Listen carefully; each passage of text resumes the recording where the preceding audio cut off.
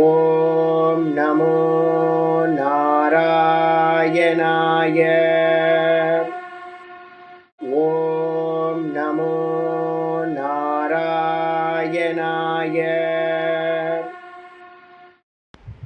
ஓம் பூர்ணமதః பூர்ணமிதம் பூர்ணாத் பூர்ணமுதச்யதே பூர்ணஸ்ய பூர்ணமாதாய பூர்ணமேவாவசிஷ்யதே. ஓம் சாந்தி சாந்தி சாந்தி. நமஸ்காரம். நம்ம பார்த்துக்கிட்டு இருக்கிறது விஷ்ணு சகஸ்ரநாமத்தில் சங்கர பாஷ்யம் பார்த்துட்டு இருக்கோம். 51வது ஸ்லோகம், ஸ்லோகத்தோட ஆர்டரில், சங்கர பாஷ்யத்தோட ஆர்டரில் 64வது ஸ்லோகம். தர்ம குப்தர்ம கிருத்தர்மீ சகசக்ஷரமக்ஷரம் அவிஜ்ஞாதா சகஸ்ராம்சுஹு விதாதா கிருதலக்ஷணஹ.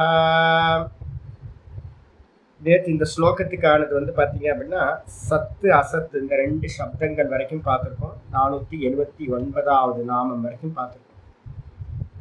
இந்த விஷ்ணு சகஸ்ரநாமத்தில் அங்கங்க விசாரம் பண்ண வேண்டிய விஷயங்கள், அங்கங்க நாமங்கள் இருக்கு. எல்லாத்துலேயும் ரொம்ப டீட்டெயிலாக விசாரம் பண்ண மாட்டோம். இப்போ நம்ம பார்த்தீங்கன்னா அப்பிரமேயம் அப்படின்றது ரொம்ப நேரம் பண்ணணும். இது மாதிரி அங்கங்க. அப்போ இந்த சாஸ்திரம் எப்படி இருக்கு அப்படின்னு கேட்டிங்கன்னா, நிறைய சிரவணமாக இருக்கிறதும் இருக்கு, அதுக்கப்புறம் மனனமாக பண்ணுறதும் இருக்கு, அதுக்கப்புறம் நிதித்தியாசனத்துக்கு பார்த்தீங்கன்னா ஓங்காரத்தை முதல் நாமத்திலேயே ஆச்சாரியர் சொல்லிட்டார். அப்போ மனனம் பண்ணுறதுக்கு பார்த்தீங்கன்னா முக்கியமான நாமங்கள் இப்போ நம்ம பார்த்துக்கிட்டு இருக்கிறது முதல் 2 சத்து அசத்து, அதுக்கப்புறம் பார்த்தீங்கன்னா க்ஷரம் அக்ஷரம். சத்துன்றது பார்த்தீங்க அப்படின்னா பிரம்மத்தை உணர்த்துறதுக்கு பார்த்தீங்கன்னா நிறைய நாமங்கள் பார்த்தீங்கன்னா சாஸ்திரத்தில் சொல்லப்படுது. அதில் பார்த்தீங்கன்னா பிரதானமாக உபதேசிக்க முறையில் பார்த்தீங்க அப்படின்னா சத்பிரதானமான உபதேசம் அப்படின்னு நிறைய இருக்கும். அதுக்கப்புறம் சித்து பிரதானமாக இருக்கிற உபதேசங்கள் பார்த்தீங்கன்னா இருக்கும், நிறைய இருக்கும். அதே மாதிரி ஆனந்தத்தை பிரதானமாக வச்சிருக்கிற உபதேசம் ஆனால் ரொம்ப கம்மி. ஆனந்தத்தை உபதேசம் பண்ணுறது பார்த்தீங்கன்னா ரொம்ப கம்மியாக இருக்கும். சத்தையும் சித்தையும் பிரதானமாக வச்சுக்கிட்டு அதிகமான உபதேசங்கள். இந்த சத்தை பேஸ் பண்ணி இருக்கிறது என்ன அப்படின்னு கேட்டிங்கன்னா, சாந்தோக்கிய உபநிஷத்துல முக்கியமான மந்திரம் சதேவ சௌமிய இதமக்ராசித் ஏக்கமேவ அத்விதீயம். ரொம்ப இம்பார்ட்டண்ட்டான மந்திரம். அதில் சொல்லுது என்னன்னு கேட்டிங்கன்னா, பகவான் எப்படி இருக்காரு அப்படின்னா, அந்த பரபிரம்ம ஸ்வரூபம் பார்த்தீங்கன்னா சத்தா இருக்கு.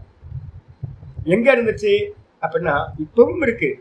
ஆனால் பார்த்தீங்கன்னா நான் ஏற்கனவே இன்னைக்கு காலையில் உங்களுக்கு கிளாஸ் இருக்கும்போது சொன்னேன், ஸ்க்ரீன் படம் ஓடிக்கிட்டு இருக்கும்போது நமக்கு பார்த்தீங்கன்னா அந்த படங்களுக்கு பின்னாடி ஸ்க்ரீன் இருக்கு அப்படின்னு நம்மளால என்ன பண்ண முடியறதில்ல, அறிய முடியறதில்ல. காட்சிகள் போயிட்டே இருக்கு, காட்சிகள் போயிட்டே இருக்கு. காட்சிகள் போயிட்டு இருக்கும்போது ஸ்க்ரீனோட இருப்பு நமக்கு பார்த்தீங்கன்னா ஒன்று தான் அப்படின்னு நம்ம அறியப்படாமல் இருக்கு. அப்போ அதனால என்ன பண்ணணும் அப்படின்னா, ஃபில்மை நிப்பாட்டி பார்த்து தான் பார்த்தீங்கன்னா என்ன பண்ணணும், அறிந்து கொள்ள வேண்டும். அதுக்காக பார்த்தீங்கன்னா ஒரு உபாயம் என்ன பண்ணுது அப்படின்னு கேட்டீங்கன்னா, சாஸ்திரம் என்ன பண்ணுது, இந்த ஜெகத்து இப்போ நம்ம பார்த்துக்கிட்டு இருக்கோமே, இந்த ஜெகத்து பார்த்தீங்கன்னா இப்படி இல்லைங்க, முன்னாடி இப்படி இல்லை. அநேகத்தை பார்க்குறோம். இங்கே நிறைய நாம ரூபங்கள் குணங்களோடு சேர்ந்து விசித்திரமாக இந்த ஜெகத்து இருக்க, இவ்வளோ பெருசு பிரம்மாண்டம்லாம் சொல்கிறோமே, வாஸ்தவத்தில் இது இப்படி இல்லை. எப்படி இருந்துச்சு அப்படின்னு கேட்டிங்கன்னா, தூக்கத்துல இருந்து வேக்கப் ஆகிறதுக்கு முன்னாடி, வேக்கப் ஆனதுக்கு பிறகு தானே நம்ம பார்க்குறோம், விழிச்ச பிறகுதான் பார்க்குறோம் இந்த ஜெகத்தில் பார்த்தீங்கன்னா எனக்கு தேகம் வந்துச்சு, அதுக்கப்புறம் இந்த லோகத்தில் இருக்கிற அநேக விஷயங்கள் எல்லாம் வந்துச்சு. ஆனால் இதெல்லாம் வர்றதுக்கு முன்னாடி இந்த ஜெகத்து எப்படி இருந்துச்சு அப்படின்னா, இந்த ஜெகத்து உண்டாகிறதுக்கு முன்னாடி பார்த்தீங்கன்னா எப்படி இருந்துச்சுன்னா, வெறும் அகம் சுகம் அஸ்வாம்சம், நான் சுகமா தூங்குனேன்னு நம்ம சொல்றோம் பார்த்தீங்களா. அங்கே யார் இருந்தா அப்படின்னா நான் மட்டும்தான் இருந்தேன். நானுக்கு அந்நியமா வேற ஏதாவது இருந்துச்சு அப்படின்னா ஒன்றும் தெரியல நம்ம சொல்றோம். அப்போ ஒன்றும் இல்லை. அப்போ ஒன்றும் தெரியலன்றத பிருகதாரண்ய உபனிஷத்து என்ன பண்ணுது அப்படின்னா, அவித்யான்னு கூட சொல்லலை. இப்போ நான் உங்களுக்குலாம் சொல்லிக்கிட்டு இருக்கேன், என்ன சொல்லிட்டு இருக்கேன், அவித்யா அவித்யான்னு சொல்லிட்டு இருக்கேன். ஒன்றும் தெரியலன்றது அவித்யா அப்படின்னு. பிருகதாரண்யத்துல என்ன பண்றாரு அப்படின்னு கேட்டீங்கன்னா, யாக்ஞவல்கிய மகரிஷி ஜனகருக்கு அவஸ்தாத்திரயத்தை பத்தி சொல்லும் போது என்ன பண்றாரு அப்படின்னா, டைரக்டா தூக்கத்துல இருக்கிறதையே பாத்தீங்கன்னா என்ன பண்றாரு, சுத்த பிரம்மமாவே உபதேசம் பண்றார். தூக்கத்துல வந்து பாத்தீங்க அப்படின்னா ஏன் ஒன்றும் தெரியல அப்படின்னா தூக்கத்துல ஒன்றும் இல்லை. தூக்கத்துல ஒன்றும் இல்லை. இந்த ஒண்ணும் இல்லை அப்படின்றது வந்து பாத்தீங்க அப்படின்னா வேற யாரு இருக்கா? நான் மாத்திரம்தான் இருக்கேன், வேற யாரும் இல்லை. நான் சுகஸ்வரூபமா நான் மாத்திரம் வந்து பாத்தீங்கன்னா தூக்கத்துல இருக்கேன். அப்ப இந்த ஜெகத்தெல்லாம் வந்து பாத்தீங்கன்னா இப்போ தெரியுது. அப்ப இந்த ஜெகத்து வந்து பாத்தீங்கன்னா இப்ப தெரியுது. இப்பவும் நான் எப்படி இருக்கேன் அப்படின்னா நான் இருக்கேன். தூக்கத்திலையும் நான் இருந்தேன், ஆனா தூக்கத்துல ஒண்ணும் இல்லைன்னு சொல்லிக்கிட்டு இருந்தேன். இப்பவும் நான் இருக்கேன். இப்போ வந்து பாத்தீங்கன்னா இந்த ஜெகத்து தேகம் எல்லாம் இருக்குன்னு சொல்லிட்டு இருக்கேன். அப்ப நான்றது வந்து பாத்தீங்கன்னா ஏதாவது சேஞ்ச் ஆயிருக்கா அப்படின்னு கேட்டீங்கன்னா எந்த சேஞ்சும் ஆகவே இல்லை. அப்ப என்னவா இருக்கு அப்படின்னு கேட்டீங்கன்னா இந்த நான்றது வந்து பாத்தீங்கன்னா சத்தத்துவம் அப்படின்னு சொல்லுது. வெறும் இருப்பு மாத்திரமா, வெறும் எக்ஸிஸ்டா வந்து பாத்தீங்கன்னா இந்த ஜெகத்து மொத்தமும் வந்து பாத்தீங்கன்னா தூக்கத்துல நமக்கு எப்படி இருந்துச்சோ இதே மாதிரி சிருஷ்டிக்கு முன்னாடி வந்து பாத்தீங்க அப்படின்னா வெறும் சத்தத்துவம் மாத்திரம் இருந்துச்சு. அது எப்படி இருந்துச்சு அப்படின்னா ஏக்கமேவ அத்விதீயம். ஏக்கமேவ அத்விதீயம்ன்றது ரொம்ப ஸ்பெஷல். சஜாத்திய விஜாத்திய ஸ்வகத பேத ரஹிதம் அப்படின்றது வந்து முக்கியமா சொல்லுவோம். சஜாத்திய பேதம் அப்படின்னா மனுஷங்கள் நிறைய இருக்கும்ல. நமக்கு வந்து பாத்தீங்கன்னா சஜாத்திய அப்படின்னா நம்ம மனுஷ ஜாதிக்குள்ளாரே என்ன இருக்கும்? சைனாக்காரன் வேற, இந்தியன் வேற, ஆப்பிரிக்கன் வேற. நமக்குள்ளாரையே வந்து பாத்தீங்கன்னா பிராமண கஷத்திரிய வைசியன், இது மாதிரிலாம் ஜாதி பேதங்கள்லாம் ஒரே ஜாதிக்குள்ள பண்ணுங்கிறோமா. அதுக்கு பேர் வந்து பாத்தீங்கன்னா சஜாத்தியம் அப்படின்னு பேர். சஜாதி சகஜாதி, நம்மளோட ஒரே ஜாதிக்குள்ளாரே இருக்கிற பிரிவுகள். இதுக்கு அடுத்தது விஜாத்தியம் அப்படின்னா என்ன அர்த்தம்? நமக்கு அந்நியமா மனுஷ ஜாதிக்கு அந்நியமா என்ன இருக்கு? மனுஷ ஜாதிக்கு அந்நியமா பக்ஷி ஜாதி இருக்கு, அனிமல்ஸ்ல ஜாதி இருக்கு. நமக்கு அந்நியமா பறக்கிறது, ஊர்றது, கடல் வாழ் பிராணிகள், இது மாதிரி அநேக ஜாதிகள், தேவர்கள், அசுரர்கள், இது மாதிரிலாம் இருக்காங்கல்ல. இதெல்லாம் வந்து பாத்தீங்கன்னா மனுஷ ஜாதிக்கு அந்நிய ஜாதி. இதுக்கு பேர் வந்து பாத்தீங்கன்னா விஜாத்திய பேதம் அப்படின்னு பேர். சஜாத்திய பேதம், விஜாத்திய பேதம். அதுக்குள்ளார நான் சொல்லும் போதே இந்த தேகத்துல என்னெல்லாம் இருக்கு? இந்த தேகத்துல கை காலு மூக்கு வாய் எல்லாம் தனித்தனியா தானே இருக்கு. கை கால் இல்லை, காலுக்கு தலை இல்லை, தலை வந்து மூக்கு இல்லை, மூக்கு வந்து பாத்தீங்கன்னா காது இல்லை, அப்படின்னு எல்லாம் தனித்தனி அவயவங்கள் தானே இருக்கு. அதுல பேதங்கள் இருக்கா? ஆமா, பேதங்கள் இருக்கு. இல்ல ரைட்டு கண்ணு வந்து லெப்ட் கண்ணு இல்லை, லெப்ட் கண்ணு ரைட்டு கண்ணு இல்லை, இந்த காது இந்த காது இல்லை, இந்த காது இந்த காது இல்லை, அப்படின்னு எல்லாம் சேஞ்சா இருக்கு, எல்லாம் பேதத்தோட இருக்கு. இதுக்கு என்ன பேரு அப்படின்னா ஸ்வகத பேதம் அப்படின்னு பேர். நம்மளுடைய தேகத்திலேயே உண்டாகிற பேதம். அப்ப மொத்தம் பேதங்களை பிரிக்கும் போது சாஸ்திரம் என்ன பண்ணுது? சஜாத்திய பேதம், விஜாத்திய பேதம், ஸ்வகத பேதம் அப்படின்னு மூணா பிரிக்கும். இந்த மூன்று பேதங்களும் வந்து பாத்தீங்கன்னா இல்லாதது எதுவோ அதுக்கு பேரு ஏக்கம் ஏவ அத்விதீயம். ஏக்கமேவ அத்விதீயம் அப்படின்னு இதை பத்தி நம்ம தைத்திரிய உபனிஷத்து படிக்கும் போது ரொம்ப விஸ்தாரமா விசாரம் பண்ண போறோம். இப்ப தெரிஞ்சுங்க, தூக்கத்துல இந்த மூன்று பேதங்களும் தூக்கத்துல வந்து பாத்தீங்கன்னா இல்லை. இந்த கிரியேஷனுக்கு முன்னாடி வந்து பாத்தீங்கன்னா இந்த எந்த பேதங்களும் இல்லை. நமக்கு வந்து பாத்தீங்கன்னா நான் தூக்கத்துல இருந்தேன், எனக்கு அந்நியமா ஏதாவது பிராமண கஷத்திரிய வைசியன் ஏதாவது இருந்துச்சா? இல்லை. சஜாத்திய பேதம் இல்லை. எனக்கு அந்நியமா வந்து பாத்தீங்க அப்படின்னா வேற பட்சிகள் மிருகங்கள் ஏதாவது தூக்கத்துல இருந்துச்சா? இல்லை. அதுக்கப்புறம் எனக்கே வந்து பாத்தீங்கன்னா கை கால் மூக்கு வாய் அப்படின்னு இப்ப இருக்கிற மாதிரி ஏதாவது இருந்துச்சா? இல்லை. அப்ப இது எதுவுமே இல்லாததா அங்க இருந்தது எது அப்படின்னு கேட்டீங்கன்னா நான் சுகமா தூங்குனேன், நான் இருந்தேன் அங்க, நான் மட்டும்தான் இருந்தேன். ஆயிடுச்சா? அப்ப இதுக்கு என்ன பேரு அப்படின்னா வெறும் ஏக்கமேவ அத்விதீயமா இருந்தது. எது அப்படின்னா சத் அப்படின்னு. சில பேர் சொல்றாங்க என்ன அப்படின்னு கேட்டீங்கன்னா இல்ல இல்ல, இந்த கிரியேஷனுக்கு முன்னாடி இது எல்லாம் இல்லாமையில இருந்தது. அசதேவ இதமக்ராசி தீத்தி ஆகு கேச்சித் ஆகுது. கொஞ்சம் பேர் சொல்றாங்க அசத்து தான்ப்பா இருந்துச்சு அப்படின்னு. இந்த உலகம் உற்பத்தி ஆகிறதுக்கு முன்னாடி அசத்தா இருந்துச்சு அப்படின்னு சில பேர் சொல்றாங்க. இல்ல, நம்ம என்ன சொல்றோம் அப்படின்னு கேட்டீங்கன்னா அதனாலதான் வந்து பாத்தீங்கன்னா ஸ்வேதகேதுக்கு வந்து பாத்தீங்கன்னா அவங்க அப்பா என்ன பண்றாரு, ஒரு விதைய கொண்டுட்டு வா அப்படின்னு ஆலமரத்து விதைய வந்து பாத்தீங்கன்னா கொண்டு வர சொல்றாரு. ஆலம்பழம் வந்து நமக்கு தெரியும், நிறைய வந்து பாத்தீங்கன்னா சின்னோண்டு பழம் தான் ஆலம்பழம். அந்த ஆலம்பழத்தை எடுத்துட்டு வந்தோம் அப்படின்னா பேரால் சிமிச்சை பேரால், அது அரச மரத்துக்கு பழம் இல்லை, பேரால் தான் ஆலமரம்னு இங்க தமிழ்ல சொல்றது. அப்ப வந்து பாத்தீங்க அப்படின்னா ஆடு இல்லை பேரால் சொல்லுவீங்கல்ல, பேரால் தானே சொல்லுவீங்க இல்லையா? ஆள் தான் சொல்லுவீங்களா? வடவிருட்சம், வடம் இருக்கும்ல அது. அப்ப வந்து அந்த பழத்துல வந்து பாத்தீங்க அப்படின்னா என்ன பண்றாரு, ஒரு சின்னதா அதை ஓப்பன் பண்ணு அப்படின்னு புள்ளையாண்டானுக்கு சொல்றாரு. ஒரு பழத்தை கொண்டு வரான், அதை வந்து பார்த்தீங்கன்னா பிரித்து பார்க்குறாரு. பிரிக்கும் போது பார்த்தீங்க அப்படின்னா நூற்றுக்கணக்கான விதைகள் இருக்கும். ஒரு சின்ன பழத்துக்குள்ளார நூற்றுக்கணக்கான விதைகள் இருக்கும். அதுல இருந்து ஒரே ஒரு விதையை மட்டும் எடு அப்படின்னு சொல்றாரு அப்பா. சொன்ன மாத்திரத்துல இவன் என்ன பண்றா, அந்த ஒரு விதையை மட்டும் விதைக்கிறத எடுத்து பார்க்கறான். அதை வந்து பார்த்தீங்கன்னா பிரேக் பண்ணு உட அப்படின்றார். அந்த ஒரு விதையை கூட கையிலேயே இது பண்ண முடியாது. நம்ம கையில ஒரு விதையை எடுக்கவே முடியாது. அதை பிரேக் பண்றதே கஷ்டம். அவன் என்ன பண்றான், அதை பிரிச்சு பார்க்கறான். பிச்சு பார்க்கறான். பிச்சு பார்த்தா என்ன தெரியுது அப்படின்னு கேட்கிறாரு அப்பா. அப்பா கேட்ட மாத்திரத்துல ஒண்ணுமில்ல அப்படின்னு சொல்றான் பையன். சொன்ன மாத்திரத்துல ஒண்ணுமில்லன்னு நீ சொல்றியே, அதுல இருந்து தான் இந்த விருட்சமானது வந்து இவ்வளோ பெரிய விருட்சமானது வந்துச்சு அப்படின்னு ஆலமரத்தை காட்டுறார். அப்ப வந்து பாத்தீங்கன்னா ஒரு விதைக்குள்ளார நம்ம என்ன பண்றோம் அப்படின்னா, இல்லைன்னு நம்ம சொல்றோமே, வாஸ்தவத்துல அங்க இல்லாமைன்னு ஒண்ணு இல்லவே இல்லை. இந்த உலகத்துல வந்து பாத்தீங்கன்னா இல்லாமைன்றது இந்த லோகத்துல இல்லவே இல்லை. அசத்துன்னு சொல்லக்கூடிய துச்சம் என்பது ஒன்று இல்லவே இல்லை. அப்ப என்னவா இருந்துச்சு இந்த மரம் வந்து பாத்தீங்கன்னா என்னவா இருந்துச்சு அப்படின்னா, அந்த காரண தத்துவத்துக்குள்ளார வந்து பாத்தீங்கன்னா அபிண்ணமா வெளிப்படாமல் இருந்தது. எப்படி இருந்துச்சு? அபிண்ணமா வெளிப்படாமல் இருந்துச்சு. நான் கேட்கிறேன், கம்மல் மூக்குத்தி எல்லாம் வந்து பாத்தீங்க அப்படின்னா உற்பத்தி ஆகிறதுக்கு முன்னாடி தங்கத்துல எப்படி இருந்துச்சுன்னு கேட்டா என்ன சொல்லுவீங்க? தங்கத்துல கம்மல் மூக்குத்தி பண்றதுக்கு முன்னாடி கம்மலும் மூக்குத்தையும் என்ன ரூபத்துல இருந்துச்சு? தங்கம் அப்படின்ற ஃபார்ம்ல இருந்துச்சு. அப்ப மூக்குத்திலாம் வெளிப்படாமல் தங்கம் என்ற ஒரே ஃபார்ம்ல தான் வந்து பாத்தீங்கன்னா அந்த கம்மல் மூக்குத்தின்ற ஆபரணங்கள் எல்லாம் இருந்துச்சு. அதே மாதிரி இந்த ஜெகத்து வந்து பாத்தீங்கன்னா உற்பத்தி ஆகிறதுக்கு முன்னாடி எப்படி இருந்துச்சுன்னா ஏக்கமேவ அத்விதீயம், ஒரே ஒரு நான் அப்படின்னு சொல்லக்கூடிய வெறும் கான்சியஸ்னஸா மட்டும் இருந்துச்சு. அப்ப அதனால வந்து பாத்தீங்கன்னா இல்லாமையிலிருந்து வருமா அப்படின்னு கேட்டீங்கன்னா மந்திரமே சாந்தோக்கியத்துல சொல்லுது, எப்படிப்பா ஆகும்? கதம் அசத்தக சஜ்ஜாயத்தே, எப்படி வந்து பாத்தீங்கன்னா அசத்திலிருந்து இல்லாமையிலிருந்து இந்த உலகம் வந்து பாத்தீங்கன்னா எப்படி உண்டாகும்? கண்டிப்பா இல்லாமையிலிருந்து வந்து பாத்தீங்கன்னா உண்டாகாது. சட்டியில இருந்தாதான் அகப்பேல வரும்.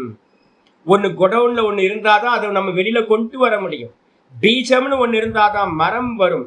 முட்டைன்னு ஒண்ணு இருந்தாதான் கோழி வரும். அப்ப வந்து பாத்தீங்கன்னா இந்த லோகத்துல உற்பத்தி ஆகணும் அப்படின்னா ஒரு வஸ்து வந்து பாத்தீங்கன்னா இருப்பு பொருளா ஒரு வஸ்து இருக்கணும். அந்த வஸ்து தான் நம்ம என்ன பண்றோம் அப்படின்னு கேட்டீங்கன்னா இங்க வந்து சத்து அப்படின்ற பேர்ல அந்த பரமாத்மாவை தான் நம்ம என்ன பண்றோம், சத்து சத்து அப்படின்னு சொல்கின்றோம். பகவான் எப்படி இருக்காரு அப்படின்னா அவருடைய பரம பாவம் எது அப்படின்னா வெறும் சத்தா இருக்கிறது. அதனால்தான் கட்டோபனிஷத்துல வந்து பாத்தீங்கன்னா மந்திரம் லாஸ்ட்ல சொல்லியிருக்கு 6வது வள்ளியில, அஸ்தித்யேவ உபலப்தவ்யா. இந்த ஆத்மாவை அறியும் போது என்ன பண்ணணும் அப்படின்னு கேட்டீங்கன்னா இருப்பா இருக்கு அப்படின்னு மட்டும்தான் இந்த ஆத்மாவை அறிய வேண்டும். இருப்புக்கு அந்நியமா நீங்க எந்த நாமரூப குணங்கள் போட்டாலும் அந்த இருப்புக்கு அந்நியமா நீங்க போட்டது எல்லாமே மாயையிலிருந்து உண்டானது. நாமரூபம் எல்லாம் கல்பனா, அது வாஸ்தவம் இல்லை. அப்ப பகவானோட எக்ஸாக்டான ரூபம் எது அப்படின்னு கேட்டீங்கன்னா சத்து மட்டும்தான். யார் வந்து பகவான வெளியில இருக்கிற எல்லா பொருளையும் பகவான் இருப்பா இருக்காருன்னு எல்லாத்துலயும் பார்க்கிறானோ அவனுக்கு என்ன பண்ணுது அப்படின்னு கேட்டீங்கன்னா தத்துவபாவேன சோபயோகோ. அதேதான் என்னிடத்திலையும் வந்து பாத்தீங்கன்னா நானா இருக்குன்னு ஒரு குருநாதர் சொல்லி கொடுத்து வெளியில இருக்கிறதெல்லாம் இருக்குன்னு பகவான் இருக்கார். நாமரூபம் இல்லை. நாமரூபங்கள் எல்லாம் அந்த இருக்குன்றதுக்கு மேல ஒரு வேஷம். புஸ்தகம் இருக்கிறது, லேப்டாப் இருக்கு, டேப்லெட் இருக்கு, செல்போன் இருக்கு, இதெல்லாம் இந்த வீடு இருக்கு, மலை இருக்கு அப்படின்னு எதையெல்லாம் இருக்குன்னு சொல்றோமோ அந்த இருக்குன்றதுக்கு மேலதான் என்ன இருக்கு அப்படின்னா இதெல்லாம் வேஷம். இந்த நாமரூபங்கள் எல்லாம் வந்து பாத்தீங்கன்னா இருப்புக்கு மேலதான் இருக்கு. அப்ப நம்ம என்ன பண்ணணும், ஒரு நல்ல ஒரு மனனம் பண்ணக்கூடியவன் என்ன பண்ணணும், சிரவணத்துல மெசேஜ் வாங்கிப்பீங்க. மனநத்துல வந்து பாத்தீங்கன்னா அதை இம்ப்ளிமெண்ட் பண்ணும் போது என்ன பண்ணணும் அப்படின்னா எல்லாத்துலயும் பேதம் பார்க்காம என்ன பண்ணணும், மெதுவா இம்ப்ளிமெண்டேஷன் கொண்டு வரணும். மெதுவா இம்ப்ளிமெண்ட் பண்ண போறோம். என்ன பண்ணணும், பகவான் வந்து பாத்தீங்க அப்படின்னா வெறும் இருப்பு. எதுல இருக்கார் அப்படின்னா நம்ம பார்க்கிற கேட்கிற எல்லாத்துலயும். அதனால்தான் நம்ம டெய்லி வந்து பாத்தீங்கன்னா மங்களாச்சரணம் படிக்கும் போது சொல்றோம்ல, எதெல்லாம் நம்ம பார்க்கிறோமோ எதையெல்லாம் கேட்கிறோமோ எத்கிஞ்சித்து திருஷ்யத்தே சுரியத்தே பிவா, இது எல்லாம் வந்து பாத்தீங்கன்னா தற்சர்வம் என்னது நாராயணமயம், வேற எதுவுமே இல்லை. நாராயணனுக்கு அந்நியமா வேற எதுவுமே இல்லை அப்படின்னு. அப்ப எல்லாத்துலயும் வந்து பாத்தீங்கன்னா சத்த பார்க்கணும். எல்லாம் ஈஸ்வரன் எல்லாம் ஈஸ்வரன் சொன்னா வந்து பாத்தீங்கன்னா அதுக்கு அர்த்தம் நாமரூபம் ஈஸ்வரன் இல்லை. அதனால்தான் நமக்கு கீதால படிக்கும் போதே வந்து பாத்தீங்கன்னா 9வது சாப்டர்ல படிக்கும் போதே சொல்லியிருக்கார், நான் இவைகளில் இல்லை, இவைகள் என்னிடத்தில் இல்லை, இந்த ஜெகத்தோட எந்த சம்பந்தமும் எனக்கு இல்லை, நான் வெறும் ஆதார மாத்திரம் தான் இருக்கேன். அப்ப சுத்த சத்தத்துவமா தான் இருக்கார் ஒழிய இதுக்கு மேல இருக்கக்கூடியதெல்லாம் கல்பனைகள். அப்ப வந்து பாத்தீங்கன்னா பகவானை நம்ம பார்க்கணும் அப்படின்னா, யதார்த்த தரிசனம் பண்ணணும்னா எல்லாத்துலயும் இருப்பா இருக்கார் அப்படின்னு திரும்ப திரும்ப திரும்ப கொண்டுட்டு வந்தோம் அப்படின்னா அதே இருப்பு தான் வந்து பாத்தீங்கன்னா இருக்கிறது இருக்கிறதுன்னு நம்ம வெளியில சொல்றது தான். இந்த தேகத்துல ஒவ்வொரு ஜீவராசிகளோட தேகத்திலையும் நான் இருக்கிறேன் நான் இருக்கிறேன் நான் இருக்கிறேன் அப்ப நம்ம சொல்றோம். இந்த ரெண்டுத்தையும் ஒருத்தன் நல்லா டைஜஸ்ட் பண்ணதுக்கு பிறகு அது என்ன பண்ணுது அப்படின்னா, உள்ள இருக்கிற அந்த பரம தத்துவம் என்ன பண்ணுதான், ஐயோ இவன் எல்லாத்துலயும் என்னையே பாக்குறான்ப்பா அப்படின்னு என்ன பண்ணுது அப்படின்னா தத்துவபாவேன வந்து பாத்தீங்கன்னா பிரகட்டனம் ஆகுதான். அது நான் இருக்கேன் நான் தான் இருக்கேன் அப்படின்னு வந்து பாத்தீங்க அப்படின்னா அந்த பரபிரம்மம் வந்து பாத்தீங்கன்னா இவனுக்கு என்ன பண்ணுது, தன்னுடைய விஸ்தாரத்தை வந்து பாத்தீங்கன்னா காட்டுகின்றது. இந்த ஜீவன் என்ன ஆயிடலாம், பிரம்மஸ்வரூபமா ஆயிடலாம். அப்ப மெத்தட் வந்து பாத்தீங்க அப்படின்னா இதுதான் உத்தமமானது, இப்படிதான் அறிய வேண்டும் அப்படின்னு கட்டோபனிஷத்து என்ன பண்ணுது, நிச்சயம் பண்ண சொல்லுது. பகவான் என்ன சொரூபம், சத் சுரூபம் ஆயிடுச்சு. இது கூடயே ஆனா வந்து தூக்கத்துல நமக்கு என்ன அனுபவம் இருக்கு, வெறும் இருப்பா இருந்தேன்னு சொல்றோமா இல்ல ஆனந்தமா தூங்குனேன்னு சொல்றோமா, ஆனந்தமா தூங்குனேன்னு சொல்றோம். அந்த ஆனந்தம் வந்து பாத்தீங்க அப்படின்னா ஆனந்த மய கோஷம்னு பேரு. ஆனாலும் வந்து பாத்தீங்கன்னா ஆனந்தம் வந்து பாத்தீங்கன்னா அந்த அவித்யாவை நீக்கினீங்க அப்படின்னா வெறும் ஆனந்தமா இருக்கும். ஜாகிரதத்திலேயே வந்து பாத்தீங்கன்னா இந்த நாமரூப கல்பனைகள் எல்லாத்தையும் நம்ம நீக்கிறோம் அப்படின்னா நீக்கினதுக்கு பிறகு வெறும் சுரூப ஆனந்தம் மட்டும் இருக்கும். அது வந்து பாத்தீங்கன்னா இருப்போட வேற ஒரு அம்சம், எக்ஸிஸ்டன்ஸ் தான் வேற டைமென்ஷன்ல சொல்லும் போது என்ன ஆகுதுன்னா அதே ஒரே தத்துவம் ஆனந்தமா இருக்கு. இதே தூக்கத்துல இருந்து வந்து பாத்தீங்கன்னா வேக்கப் ஆனதுக்கு பிறகு நம்ம சொல்றோம், நான் இருந்தேன். எப்படி இருந்தீங்க, சுகமா இருந்தேன். சுகமா தூங்குனன்றதுக்கு அர்த்தம் என்ன எடுக்கணும், நான் சுகமா இருந்தேன். எப்படி தெரியுது அப்படின்னு கேட்டீங்கன்னா இருந்ததுனாலதான் சொல்ல முடியுது, நான் சுகமா இருந்தேன். நான் இருக்கணும்ல, சுகமா தூங்குனேன் அப்படின்னா சுகமா தூங்குறதுக்கு நான் இருந்திருக்கேங்க. அப்ப என்னுடைய இருப்பு வந்து பாத்தீங்கன்னா தூக்கத்துல என்னுடைய இருப்பு இருந்துச்சு. அந்த இருப்பு தான் வந்து பாத்தீங்கன்னா ஆனந்தமா இருந்துச்சு. அதை நம்ம அறிஞ்சோமா, ஆமா எக்ஸ்பீரியன்ஸ் பண்ணோம்ல. அப்ப எக்ஸ்பீரியன்ஸ் பண்ணணும் அப்படின்னா அந்த இடத்துல அறிவும் இருந்திருக்கா, ஆமா அறிவு. ஆனா அறிவு வந்து பாத்தீங்கன்னா புத்தி இல்ல, மனசு இல்ல, சென்ஸ் ஆர்கன்ஸ் இல்ல, நமக்கு அறிவெல்லாம் அதுல இருந்து தானே சுவாமி வருது. அப்ப ஆனா தூக்கத்துல வந்து பாத்தீங்கன்னா மனசு புத்தி இந்திரியங்கள் எதுவுமே இல்லையே சுவாமி அப்படின்னா அந்த இருப்பா ஆனந்தமா இருந்த அந்த தத்துவம் சத்தத்துவம் தான் என்னது, அறிவாகவும் சித்தத்துவமாகவும் இருக்கிறது. அப்ப வந்து பாத்தீங்கன்னா 3 டைமென்ஷன் அந்த சத்தத்துவத்துக்கு, சத்து சித்து ஆனந்தம் அப்படின்னு 3 வேற வேற இல்லை. அப்ப தூக்கத்துல நான் எப்படி இருந்த, நான் இருந்தேன், நான் இருந்ததை அறிந்தேன், நான் வந்து பாத்தீங்கன்னா சுகமாயிருந்தேன் என்பதை நான் அறிந்தேன். இப்ப அதனாலதான் நான் இப்ப என்ன பண்ணிட்டு இருக்கேன், உங்கள்கிட்ட வந்து பாத்தீங்கன்னா சொல்லிட்டு இருக்கேன், நான் சுகமா தூங்குனேன் அப்படின்னு நம்ம சொல்றோம். அப்ப அந்த சத்தத்துவம் வந்து பாத்தீங்கன்னா சச்சிதானந்த பிரம்மஸ்வரூபம் அப்படின்னு நிர்ணயம் பண்ணிக்கணும். அதுவா பகவான் இருக்கார். சொன்னதுக்கு பிறகு நேத்து பாடத்துல வந்து பாத்தீங்கன்னா அசத்துன்றதுக்கும் நம்ம நிர்ணயம் பண்ணிருக்கோம். அசத்துன்றதுக்கு அர்த்தம் வந்து பாத்தீங்கன்னா நான் 2 நாமம் சொல்லியிருக்கேன். என்ன சொல்லுன்னு தெரியுங்களா, துச்சம்னு ஒண்ணு யூஸ் பண்ணியிருக்கேன். அசத்துன்றதுக்கு அர்த்தம் அத்தியந்த அசத்துன்னு ஒண்ணு போடுவோம். 100% அசத்தா இருந்துச்சு அப்படின்னா அசத்துனா பொய், சத்துனா சத்தியம், அசத்துனா பொய். பொய் வந்து பாத்தீங்கன்னா 100% பொய்யா இருந்துச்சு அப்படின்னா இந்த உலகமே பொய் தானே, ஆமா உலகமே பொய். ஆனா தெரியுது இல்ல, ஆமா தெரியுது. இந்த தெரியறதெல்லாம் வந்து பாத்தீங்கன்னா மாயாமயம். ஆனா வாஸ்தவத்துல வந்து ஒரு அத்தியந்த அசத்துன்னு ஒண்ணு இருக்கு, துச்சம் அப்படின்னு அதுக்கு பேரு. அது என்ன சுவாமி அப்படின்னா இந்த உலகத்திலேயே இல்லாது, நாமரூபத்திலேயே இல்லாது. ஆகாச தாமரை, முயல் கும்பு, இது மாதிரி சொல்றமே, இந்த இந்த இதெல்லாம் வந்து பாத்தீங்கன்னா அத்தியந்தம் இல்லை. அது மாதிரி பிரம்மம் வந்து பாத்தீங்கன்னா அசத்து அப்படின்னு என்ன பண்றாங்க அப்படின்னா யார் சொல்றா, ஆத்மா அசத்துன்னு யார் சொல்றா, சூன்யவாதிகள் சொல்கிறார். நம்ம என்ன பண்றோம் அப்படின்னு கேட்டீங்கன்னா தூக்கத்துல வந்து பாத்தீங்கன்னா ஒண்ணுமில்லைன்னு சொல்றமே சுவாமி, அதுல இருந்துதான் இந்த உலகம் வந்துச்சு அப்படின்னு அவங்க என்ன பண்ணிட்டாங்கன்னா அதை மட்டும் எடுத்துக்கிட்டு நானை விட்டுட்டாங்க.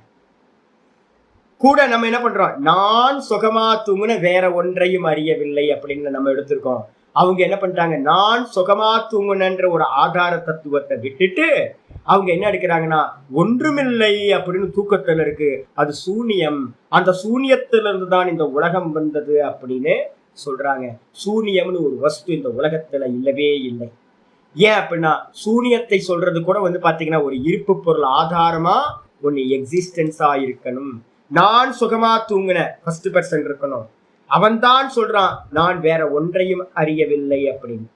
அப்போ அறிய ஒண்ணு இருக்குன்னு சொல்றதுக்கும் ஒண்ணு இல்லைன்னு சொல்றதுக்கும் ஒரு பர்சன் பாத்தீங்கன்னா இருக்கணும். அதுதான் சத்தத்துவம்.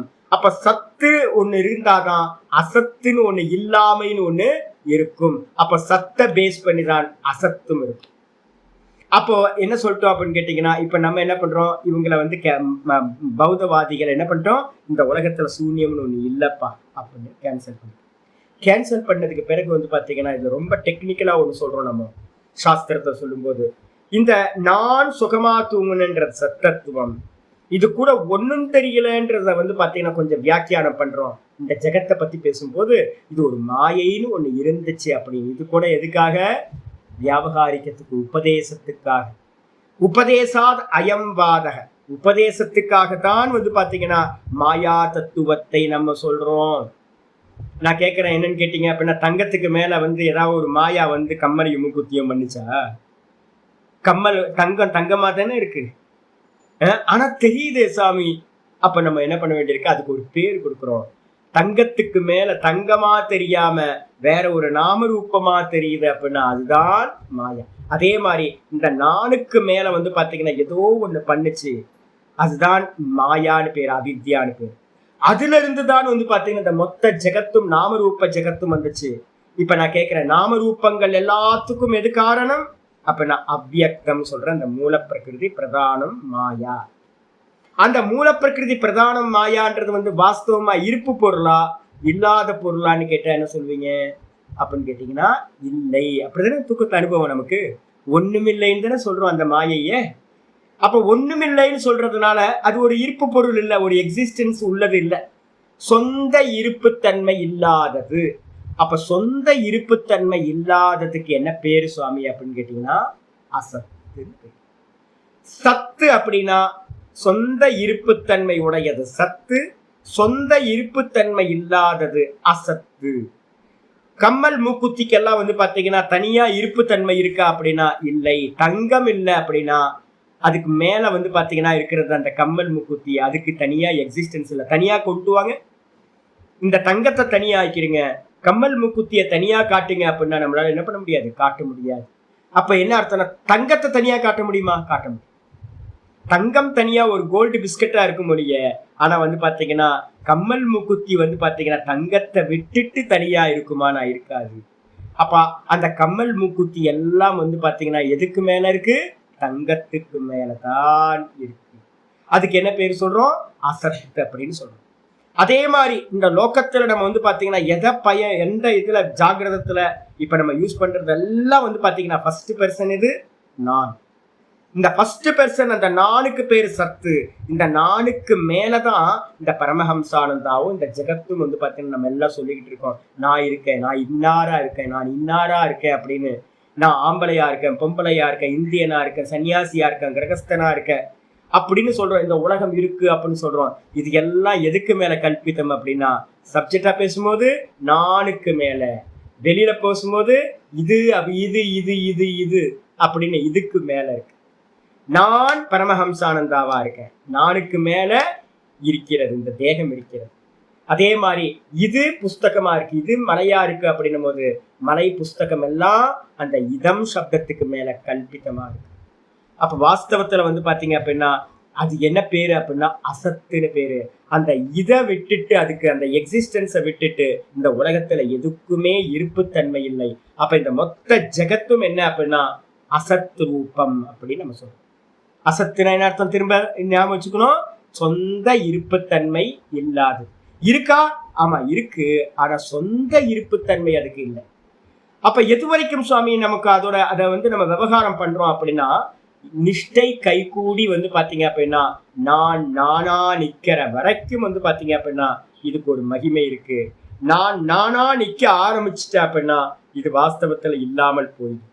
ஞாத்தே துவைத்தம் ந வித்யதே. அறியப்பட்ட நிலையில வந்து பாத்தீங்கன்னா இந்த துவைத்தமானது இருப்பதில்லை. அப்ப துவைத்தம் எல்லாம் வந்து பாத்தீங்க அப்படின்னா அசத்துன்னு பேரு. சரி, அதுக்கு ஏதாவது வேற எங்கேயாவது இருக்கா அப்படின்னா அதுக்கு பேர் தான் சகுண பிரம்மம் அப்படின்னு பேர். அப்ப சத்துன்னு மட்டும் எடுத்துக்கிட்டீங்க அப்படின்னா அது நிர்குண பிரம்மம். அதே மாயையோடு சேர்ந்து வந்து பாத்தீங்கன்னா நாமரூபமா அது பரிணமிக்கும் போது அதுக்கு பேரு அசத்துன்னு பேரு. இதைதான் கீதால நம்ம என்ன பண்ணிட்டு இருக்கோம், பரம்பாவம் அபரம்பாவம்னு 2 டெர்மினாலஜில சங்கரரும் கீதாச்சாரியாரும் சொல்லிக்கிட்டு இருக்காங்க. ஒண்ணு பரம்பாவம் அப்படின்னா பிறப்பில்லாதது, அஜம் அவ்யயம், பிறப்பில்லாதது, அதே நேரத்துல இறப்பில்லாதது, நாசமில்லாதது, வெறும் வந்து பாத்தீங்கன்னா வெளிப்படாதது, நாமரூபமா வெளிப்படாதது அவ்யக்தம் அப்படின்னு பேர். அதே அபரம்பாவம்னு எடுத்துக்கிட்டோம் அப்படின்னா அதுதான் அசத்து. அந்த அசத்தா பகவான் தான் என்ன பண்றாரு அப்படின்னா தன்னுடைய மாயையினால என்ன பண்றார், கம்மலா முக்குத்தியா தங்கம் தெரிகிற மாதிரி இந்த ஜீவ ஜகத்தா வந்து பகவான் தான் தெரிகிறார். அப்ப இந்த மொத்த ஜகத்தும் ஜீவர்களும் யாரு அப்படின்னா ஈஸ்வரன், சகுண ஈஸ்வர ரூபம். அந்த சகுண ஈஸ்வர ரூபத்துக்கு தான் அசத் அப்படின்னு பகவான் நிர்ணயம் பண்ணியாச்சு. இதுக்கு அப்புறம் வந்து பாத்தீங்க அப்படின்னா திரும்பவும் இன்னைக்கு பாட்டம் ஆரம்பிக்குது. 480வது நாமம். 480வது நாமம் க்ஷரம் அப்படின்னு பேர். க்ஷரம்னா என்ன சுவாமி அப்படின்னு கேட்டீங்கன்னா, க்ஷரம் அப்படின்றதுக்கு அர்த்தம் நாசத்தை அடையக்கூடியது, ஜீவன் அப்படின்னு சொல்லக்கூடியது. க்ஷரம் அப்படின்னாவே ஜீவன். அக்ஷரம் அப்படின்றது எது அப்படின்னு கேட்டீங்கன்னா 2 நாமங்களும் ஒரே பக்கத்துல கொடுத்து தனி வியாக்கியானம் பண்ணல. 481வது நாமம் என்ன சொல்லுது, அக்ஷரம் அப்படின்னு பேரு. க்ஷரம்னா நாசத்தை உடையது, அக்ஷரம் அப்படின்னா நாசம் இல்லாதது. இப்ப நீங்க இது அப்படியே தூக்கி மேல போடுங்க. க்ஷரம் அப்படின்னா நாசத்தை உடையது அசத்து, நாசத்தை உடையது அசத்து. தங்கத்தில் இருக்கக்கூடிய கம்மல் முக்குத்தி எல்லாம் வருது போகுது, மெல்ட் பண்ணீங்கன்னா போயிடும். எதெல்லாம் ஆபரணங்கள் சொல்றோமோ அதெல்லாம் வந்து பாத்தீங்கன்னா ஒரு காலத்துல இல்லாம இருந்துச்சு, ஒரு காலத்துல உண்டாச்சு, அதை மெல்ட் பண்ணதுக்கு பிறகு அது இல்லாம போயிடும். ஆனா தங்கம் அப்படியே இருக்கும். கம்மல் உண்டாகிறதுக்கு முக்குத்தி உண்டாகிறதுக்கு முன்னாடியும் தங்கம் இருந்துச்சு, ஆபரணம் பண்ணப்பட்ட பிறகும் தங்கம் இருந்துச்சு, ஆபரணங்கள் எல்லாம் லயத்தை அடைஞ்ச பிறகும் தங்கம் இருக்கும். சண்டை போட்டுட்டு இருக்காங்க குரங்கெல்லாம். அப்ப வந்து பாத்தீங்கன்னா இந்த 3 காலத்திலையும் தங்கம் தங்கமாவே இருக்கு. அது அப்ப என்ன அர்த்தம் அப்படின்னு கேட்டீங்கன்னா அதுக்கு பேர் தான் திரிகால அபாதித்துவம், சத்தியம்னு நம்ம சத்து சொல்றோம். எது சத்தியமோ 3 காலத்திலும் இருக்கோ அது வந்து பாத்தீங்கன்னா அக்ஷரம். சத்துக்கு தான் இன்னொரு பேர் வந்து பாத்தீங்கன்னா அக்ஷரம் அப்படின்னு பேரு.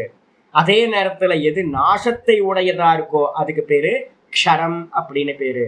அதெல்லாம் இந்த உலகத்துல இருக்கிற சர்வ நாமரூபங்களும் க்ஷரம் எல்லாம் வந்து பாத்தீங்கன்னா மாயினால உண்டானது. அப்ப அசத்துக்கு இன்னொரு பேர் தான் என்னது, அக்ஷரம் அப்படின்னு பேரு. அக்ஷரம் அப்படின்னா நாசத்தை உடையது, க்ஷரம்னா நாசத்தை உடையது, அக்ஷரம் அப்படின்னா நாசம் இல்லாதது அப்படின்னு சொல்லியாச்சு. பாஷிகார் என்ன சொல்றான்னு பாருங்க.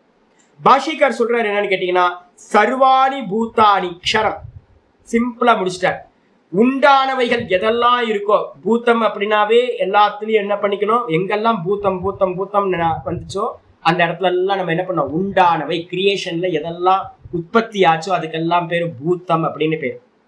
எதெல்லாம் உண்டாச்சு அப்படின்னு கேட்டீங்கன்னா அண்ட சராச்சரங்கள், ஸ்தாவர ஜங்கமங்கள் நம்ம சொல்றோம். அசைகின்ற அசையாதவைகளா இந்த உலகத்துல எதெல்லாம் உண்டாயிருக்குமோ அதுக்கெல்லாம் பூத்தம் அப்படின்னு பேரு. இந்த பூத்தங்கள் வந்து பாத்தீங்கன்னா சர்வாணி பூத்தானி, எல்லா பூத்தங்களும் அசைகின்ற அசையாத அனைத்தும் வந்து பாத்தீங்கன்னா என்னன்னா ஒரே சப்தம் க்ஷரம். ஏன் சாமி அப்படின்னா இதெல்லாம் எதுல இருந்து உண்டாச்சு, மாயையில இருந்து. மாயைக்கு பேரே என்ன சொல்லிருக்கோம், ஒண்ணு இல்ல யாமா சா மாயா. எது இல்லையோ அவனுக்கு பெயர் வந்து பாத்தீங்கன்னா மாயா, சொந்த இருப்பு இல்லாதவன், அபின்ன சக்தி. அப்ப வந்து பாத்தீங்கன்னா அவள்கிட்ட இருந்து உண்டானது எல்லாமே மாயை தான், வெறும் தோற்ற மாத்திரம். அப்ப இந்த மொத்த ஜெகத்தும் வந்து பாத்தீங்க அப்படின்னா க்ஷரம்னு சொல்லக்கூடியது, தோன்றி மறையக்கூடியது. எது வரைக்கும் சுவாமி இருக்கும், அஜ்ஞான அவஸ்தையில மட்டும் இருக்கும். எப்ப வந்து பாத்தீங்கன்னா தன்னை பத்தின பூரண ஞானம் ஒருத்தருக்கு உண்டாகுதோ அந்த க்ஷணத்துல இந்த ஜெகத்துன்னு ஒண்ணு வந்து பாத்தீங்கன்னா வாஸ்தவத்துல இம்பார்ட்டன்ஸ் இல்லாம போயிடும், தோற்ற மாத்திரமா ஆகிவிடும், காணல் ஜலம் மாதிரி.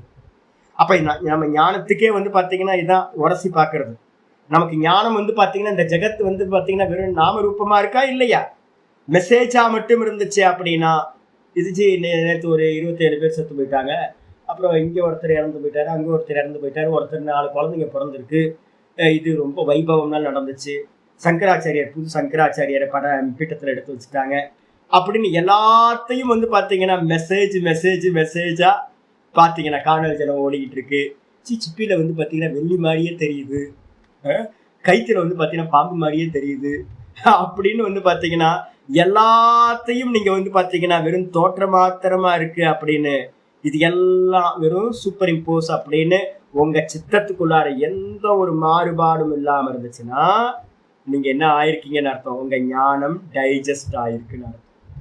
ஏதாவது கொஞ்சமாவது ஒரு துளியாவது வந்து பாத்தீங்கன்னா வெளியில இருக்கிற ஆப்ஜெக்ட்ல இருக்கிற அந்த சராச்சரங்கள் ஒரு சின்ன விஷயமாவது உங்களுக்குள்ளார சித்த விக்ஷேபத்துல மாறுபாட்டை உண்டு பண்ணுச்சு அப்படின்னா உங்க ஞானம் இன்னும் பக்குவமாகல. அப்ப ஆச்சாரியர் சொல்றாரு, இந்த மொத்த ஜெகத்தும் இது, மொத்த ஜெகத்துன்னு எதை எடுக்கணும், இந்த தேகம் ஆடுது இல்ல, அசையுது இல்ல, இதுவும் உண்டாச்சு இல்ல, டேட் ஆஃப் பர்த் இருக்கா தேகத்துக்கு, என்னோட அப்பா அம்மாவோட டேட் ஆஃப் பர்த் இருக்கா, என்னோட குழந்தைங்களுக்கு டேட் ஆஃப் பர்த் இருக்கா, எனக்கு டேட் ஆஃப் பர்த் இருக்கா, என்னோட வீட்டுக்கு டேட் ஆஃப் பர்த் இருக்கா, நான் பண்ணிருக்கிறது எல்லாத்துக்கும் டேட் ஆஃப் பர்த் இருக்கு, இந்த மொத்த ஜெகத்துக்கே வந்து பாத்தீங்கன்னா டேட் ஆஃப் பர்த் இருக்கு. அப்ப டேட் ஆஃப் பர்த் இருக்கு அப்படின்னாவே இது பூதம் உண்டானது, இது எல்லாம் வந்து பாத்தீங்கன்னா ஒரு நாள் என்ன ஆகும், நாசத்தை அடையும். இதுக்கு பேர் வந்து பாத்தீங்கன்னா க்ஷரம் அப்படின்னு பேர். அதே நேரத்துல வந்து பாத்தீங்கன்னா அசத்து எதுக்கு உள்ளார வந்து ஒருத்தன் இருக்கான், யாரு இருக்கா அப்படின்னு கேட்டீங்கன்னா ஒவ்வொரு அணுலையும் வந்து பாத்தீங்கன்னா உண்டான எல்லாத்திலையும் இதுக்கு ஆதாரபூத்தமா ஒருத்தன் இருக்கான். அவன் யார் அப்படின்னா நான் சொல்லக்கூடிய அந்த சச்சிதானந்தம். அதுக்கு என்ன பேர் சுவாமினா கூட்டஸ்தக அப்படின்னு பேர். கூட்டஸ்தக அக்ஷரம். எவன் வந்து பாத்தீங்கன்னா அக்ஷரம் அப்படின்னா கூட்டஸ்தக அப்படின்னா கூட்ட இவ திஷ்டதி இது கூட்டஸ்தகா. கூட்ட இவ அப்படின்னா நான் ஏற்கனவே பலமுறை உங்களுக்கு நல்லா பதிய வைக்கிறேன். செப்பல் தைக்கிறவன்ட்ட போனீங்க அப்படின்னா அந்த செப்பலை வச்சு அடிக்கிறதுக்கு ஒரு பேஸ், ஒரு அயன் பேஸ் ஒன்று வச்சிருப்பான். அதே மாதிரி வந்து பாத்தீங்க அப்படின்னா பிளாக் ஸ்மித்கிட்ட போனீங்க அப்படின்னா எங்கெல்லாம் இந்த ரோட்ல போகும்போதுலாம் அங்கங்க பாக்குறேன் நிறைய இந்த பட்டரன்னு சொல்லுவாங்கல்ல, இந்த ஒர்க் ஷாப், சின்ன சின்ன ஒர்க் ஷாப்லாம் இருக்கும், கிரில் கேட் பண்றது இதெல்லாம் பண்றதுலாம் நிறைய பேர் இருப்பாங்க. அவங்க எல்லாம் கீழே வந்து பாத்தீங்கன்னா ஒரு பிளேட் ஒன்று வந்து பாத்தீங்கன்னா அயன் பிளேட் போட்டிருப்பாங்க. நல்ல பெரிய திக்னஸா இருக்கிற ஒரு அயன் பிளேட் வந்து பாத்தீங்கன்னா ரொம்ப திக்கா இருக்கும். அது என்ன அடிச்சாலும் தூக்கவே முடியாது, தூக்கிட்டுலாம் போக மாட்டாங்க, ரோட்லேயே போட்டு போயிடுவான், ஏன்னா அது தூக்க முடியாது. அப்ப அது மாதிரி வந்து பாத்தீங்கன்னா ஒண்ணு இருக்கும், அது அசையவே அசையாது. அதுக்கு மேலதான் வந்து பாத்தீங்கன்னா என்ன பண்ணுவான், நிறைய இன்ஸ்ட்ருமெண்ட் எல்லாம் மேக்கிங் பண்றதெல்லாம் அதுக்கு மேல வச்சு டம்னு சுத்தியில வச்சு தட்டி தட்டி பண்ணுவாங்க. இன்னொன்னு வச்சிருப்பாங்க பிளாக் ஸ்மித் வந்து என்னன்னா, ஒரு செருப்பு தைக்கிற கடையில வந்து பாத்தீங்கன்னா ஒரு மூவ் ஆகுற மாதிரி ஒரு அயன் பில்லர் மாதிரி ஒண்ணு வச்சிருப்பாங்க பேஸ். அதே மாதிரி வந்து பாத்தீங்கன்னா பிளாக் ஸ்மித் வந்து பாத்தீங்கன்னா பெருசா ஒண்ணு வச்சிருப்பான். அதுக்கு என்ன பேருனா ஒரு சொல்லுவாங்க, நான் கேட்டேன் ஏதோ ஒரு பேர் சொல்லுவாங்க, பனைன்னு சொல்லுவாங்க. அதுக்கு பேர் வந்து கூட்டஸ்தக்கு வந்து கூட்டன்றதுக்கு அர்த்தம். தமிழ்ல வந்து பாத்தீங்கன்னா பிளாக் ஸ்மித் யூஸ் பண்றதுக்கு பேரு பனை அப்படின்னு பேரு. பனை அப்படின்னா ஒரு ஒரு நல்ல உருண்டு திரண்டு பேஸ் வந்து பாத்தீங்கன்னா மேல ஈக்குவலா இருக்கும், ஒரு பெருசா இருக்கும், கீழே வந்து என்ன பண்ணுவாங்க அப்படின்னா நான் கேட்டேன் எப்படி அதை தயார் பண்ணுவீங்க அப்படின்னா, கீழே நல்லா ஆழமா பூமியை தோண்டி அதுல வந்து பாத்தீங்கன்னா நல்லா பில்லர் மாதிரி உள்ள போய் அதை இது பண்ணி நல்லா சாலிடா காங்கிரீட் போட்டு அதுக்கு மேல வச்சிருப்பாங்க. அப்ப நீங்க என்ன அடிச்சாலும் மேல இருக்கிறதெல்லாம் சேஞ்ச் ஆகும், ஆனா இந்த பேஸ் வந்து பாத்தீங்கன்னா சேஞ்ச் ஆகாது. அதுக்கு பேர் வந்து பாத்தீங்கன்னா கூட்டகா அப்படின்னு பேரு. அந்த மாதிரியே வந்து பாத்தீங்க அப்படின்னா இதுக்கு இன்னும் சிம்பிளா சொல்லுங்க சார், ஸ்கிரீனு, அவ்வளவுதான், நமக்கு தான் இருக்கவே இருக்கு. ஸ்கிரீன் வந்து பாத்தீங்க அப்படின்னா கூட்டகா அப்படின்னு பேர், ஸ்கிரீனுக்கு வச்சுக்கலாம். ஸ்கிரீன் மாறிச்சா அப்படின்னா ஸ்கிரீன் மாறல, ஆனா காட்சிகள் எல்லாம் நிறைய ஃபில்ம் வந்து வந்து வந்து வந்து போயிட்டே இருக்கு. நிறைய ஃபில்ம் வந்துச்சு, எல்லாம் ஆச்சு. ஒரு ஃபயர் ஆக்சிடென்ட் வந்துச்சு, ஒரு ஃப்ளட் வந்துச்சு, சுகம் வந்துச்சு, துக்கம் வந்துச்சு, நிறைய ஹீரோ நல்லா ஜெயிச்சாரு, சில படத்துல ஹீரோ தோத்து போனார், இது மாதிரி நிறைய ஃபில்ம் வந்து வந்து வந்து போயிட்டே இருக்கு. ஆனா வந்து பாத்தீங்கன்னா ஸ்கிரீன் எப்படி இருக்கு? சேஞ்ச்லெஸ்ஸா. அந்த கூட்டம்னு சொல்லக்கூடிய அந்த பேஸ் மாதிரி, பிளாக் ஸ்மித் வச்சிருக்கிற பேஸ் மாதிரி வந்து பாத்தீங்கன்னா ஸ்கிரீன் சேஞ்ச் இல்லாம இருக்கு. அதுக்கு பேர் தான் வந்து பாத்தீங்கன்னா அக்ஷரம் அப்படின்னு பேரு. எது அக்ஷரம்னா நான். 50 வயசாச்சுன்னா ஒவ்வொரு நாளும் பார்த்துக்கிட்டே இருக்கேன் ஏதாவது சேஞ்ச் இருக்கா அப்படின்னு. நான்ல வந்து பாத்தீங்கன்னா ஒரு சேஞ்சுமே இல்லை. ஒரு சின்ன சேஞ்சு கூட வந்து பாத்தீங்கன்னா நான்ல உண்டாயிருக்கானா ஒரு சேஞ்சு கூட இல்லை. ஐயோ இன்னைக்கு வந்து பாத்தீங்கன்னா வெயில் காலம் வந்துருச்சு, வெயிட் லாஸ் ஆகிட்டே இருக்கு. இது என்ன சரீரம், வெயிட் லாஸ் ஆகுது, அப்புறம் குளிர்காலம் வரும்போது வெயிட் கெயின் ஆகுது, up and down daily up and down. எனக்கு டெய்லி 2 கிலோ குறையுது, அப்புறம் 2 நாள்ல 2 கிலோ இன்க்ரீஸ் ஆகிடும், 3 கிலோ கம்மியாகும், 4 கிலோ கம்மியாகும், திரும்ப வந்துடும். இது டெய்லி நடந்துகிட்டே இருக்கு. சோப் போடும் போதெல்லாம் நான் பார்த்து பண்ணுவேன், ஐயோ இது என்ன வளர்ந்துக்கிட்டே. ஆனா உள்ளுக்குள்ள இருக்க நான் வந்து பாத்தீங்கன்னா என்ன நடந்தாலும் சேஞ்ச்லெஸ்ஸா இருக்கா. அந்த சேஞ்ச்லெஸ்ஸா இருக்கிற அந்த நான் தான் அக்ஷரம் அப்படின்னு பேர். அந்த நான் தான் பகவான் என்ன சொல்லியிருக்கார்? அகமாத்மா குடாகேஷா 10:20 சொல்லும்போது சொல்றார், நான் தான் ஆத்மாவா இருக்கேன். அப்ப நான் அப்படின்ற தத்துவம் தான் அக்ஷரம் அப்படின்னு பேர். அதுதான் பிரம்மம்னு பேர். அப்போ நாசமாகின்ற எல்லாத்திலையும் நாசம் இல்லாதவன் ஒரு ஆள் இருக்கான்.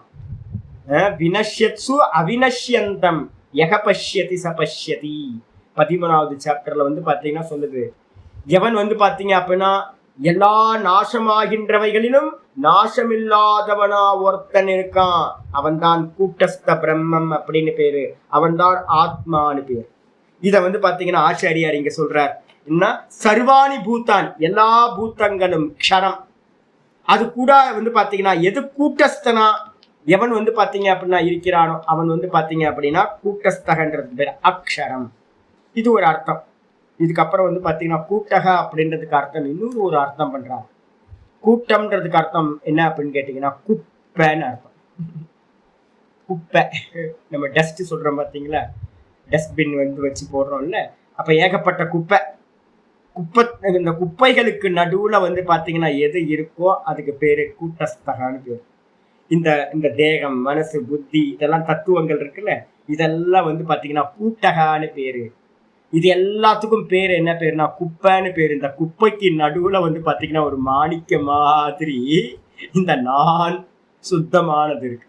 மற்றதெல்லாம் அழுக்குதானே சாமி. அது இந்த வெயில் காலத்துல பாத்தீங்கன்னா இன்னும் ஒரு கிளாஸ் வச்சு லீவ் விட்டுடலான்னு பாக்குறேன், ஈவினிங் கிளாஸ். அப்படின்னா ஸ்வெட்டிங், அவ்வளோ ஸ்வெட்டிங் ஆகுது, என்ன பண்றது? அப்ப இந்த தேகம் எல்லாம் ஸ்வெட்டிங் ஆகுது, அந்த நான் மட்டும் சுத்தமா இருக்கு. ஆச்சரியமா இருக்கு. அப்ப வந்து பாத்தீங்கன்னா அசுத்தங்களுக்கு நடுவுல இருக்கிறது சுத்தம். அதனால வந்து பாத்தீங்கன்னா இந்த நானுக்கு பேர் கூட்டஸ்தகான்னு பேர். ஆயிடுச்சா? அதுக்கு அடுத்தது வந்து ஆச்சாரியர் சொல்றாரு, இது எங்க சுவாமி இருக்கு அப்படின்னா பகவத்கீதையில ரொம்ப கிளியரா இருக்கு. 15வது அத்தியாயத்துல 16வது ஸ்லோகம் சொல்லுது, க்ஷரசர்வாணி பூதானி கூட்டஸ்தோக்ஷர உச்சியதே இது பகவத் வச்சனாத். பகவான் வந்து பாத்தீங்கன்னா சொல்றார், தெளிவா சொல்றார். என்னன்னு கேட்டீங்கன்னா க்ஷரசர்வாணி பூதானி. அந்த ஸ்லோகத்துல 2வது லைன் மட்டும் ஆச்சாரியர் எழுதுறார். முதல் லைன் வந்து பாத்தீங்கன்னா ஃபர்ஸ்ட் லைன் வந்து பாத்தீங்கன்னா ஃபுல் ஸ்லோகம் என்னன்னா 15வது அத்தியாயம் பகவத்கீதையில 16வது ஸ்லோகம். துவாவிமௌ புருஷௌ லோகே க்ஷரக்ஷாக்ஷர ஏவச க்ஷரஸ்சாக்ஷர ஏவச க்ஷரஸ் சர்வாணி பூதானி கூட்டஸ்தோக்ஷர உச்சியதே. என்ன அப்படின்னு கேட்டீங்கன்னா இந்த உலகத்துல வந்து பாத்தீங்கன்னா துவௌ இமௌ புருஷௌ, 2 புருஷர்கள் இருக்கிறார்கள், 2 பெர்சன்ஸ் இருக்காங்க இந்த உலகத்துல. யாரு சுவாமி அப்படின்னு கேட்டீங்கன்னா ஒண்ணு வந்து பாத்தீங்கன்னா க்ஷர புருஷன், யாரு? ஜீவன். பிரதிபிம்பங்கள் நம்ம சொல்றோம் பாத்தீங்களா, இந்த பிரதிபிம்பங்கள் எல்லாம் வந்து பாத்தீங்கன்னா என்ன ஆகும்? பானையை உடைச்சிங்கன்னா பானையில இருக்க தண்ணி கீழே உடைஞ்சு போயிடும், அதுல பிரதிபிம்பிச்ச சந்திரனும் என்ன ஆயிடும்? போயிடும். ஆனா மேல இருக்க சந்திரன் அப்படியே இருக்கும். அப்ப வந்து பாத்தீங்கன்னா ஒரு ஏரியில நல்லா, ஒரு ஏரி குளம் இதுல எல்லாம் தண்ணியில நல்லா பிரதிபிம்பிச்சிருது. தண்ணி ஏரியில இருக்க தண்ணி எல்லாம் போயிடுச்சு, வத்தி போச்சு. அப்ப சந்திரன் என்ன போச்சு? இல்லாம போச்சா பிரதிபிம்பம்? அப்ப வந்து பாத்தீங்க அப்படின்னா மீடியம் நாசமாச்சு அப்படின்னா பிரதிபிம்பமும் நாசமாகிவிடும். மீடியம் இருந்துச்சுன்னா பிரதிபிம்பம் இருக்கும், ஆனா பிம்பம் அது பாட்டுக்கு இருக்கும். அது எந்த ஒரு மீடியத்தையும் டிபெண்ட் பண்ணது. ஆகாசத்துல இருக்கிற சந்திரன் அவன் பாட்டுக்கு இருக்கான். அதே மாதிரி வந்து பாத்தீங்க அப்படின்னா இந்த லோகத்துல 2 பேர் இருக்காங்க. ஒண்ணு வந்து பாத்தீங்கன்னா க்ஷரபுருஷன் அப்படின்னு பேரு, ஜீவன் அப்படின்னு பேரு. அக்ஷர புருஷன் பேரு அவன் தான் வந்து பாத்தீங்கன்னா ஆத்மா, சுத்த ஆத்மா, பிரம்மம் அப்படின்னு பேரு. அந்தர்யாமி ஈஸ்வரன் அப்படின்னு பேரு. அப்ப வந்து ஆச்சாரிய சொல்ற இந்த உலகத்துல 2 புருஷர்கள் இருக்காங்க, க்ஷர புருஷக, அக்ஷர புருஷன் அப்படின்னு. அதுல க்ஷரக சர்வாணி பூத்தானி, எல்லா ஜீவராசிகளும் வந்து பாத்தீங்கன்னா இந்த லோகத்துல இருக்கிற சகல ஜீவராசிகளும் என்னன்னு கேட்டீங்கன்னா ரிஃப்ளக்ஷன் கான்சியஸ்னஸ், எல்லாம் பிரதிபிம்பங்கள். எல்லாம் வந்து பாத்தீங்கன்னா தேகம் இருக்கும் போது இருக்கும், தேகம் இல்லை அப்படின்னா போயிடும். அப்ப வந்து இதெல்லாம் நாசத்தை அடைஞ்சுக்கிட்டே இருக்கு. அநேக கோடி சரீரங்களை எடுத்து எடுத்து பிறந்து இறந்து பிறந்து இறந்து பிறந்து இறந்து போயிட்டே இருக்கு. ஆனா இது கூட இருக்கிற அந்த பரமாத்மா எப்படி இருக்காருன்னா நாசம் இல்லாதவரா இருக்கின்றார் அப்படின்னு. சரி, எங்க சுவாமி இருக்கார் அப்படின்னு கேட்டீங்கன்னா நம்ம இன்னைக்கு காலையில பாட்டத்துல பார்த்தோம்.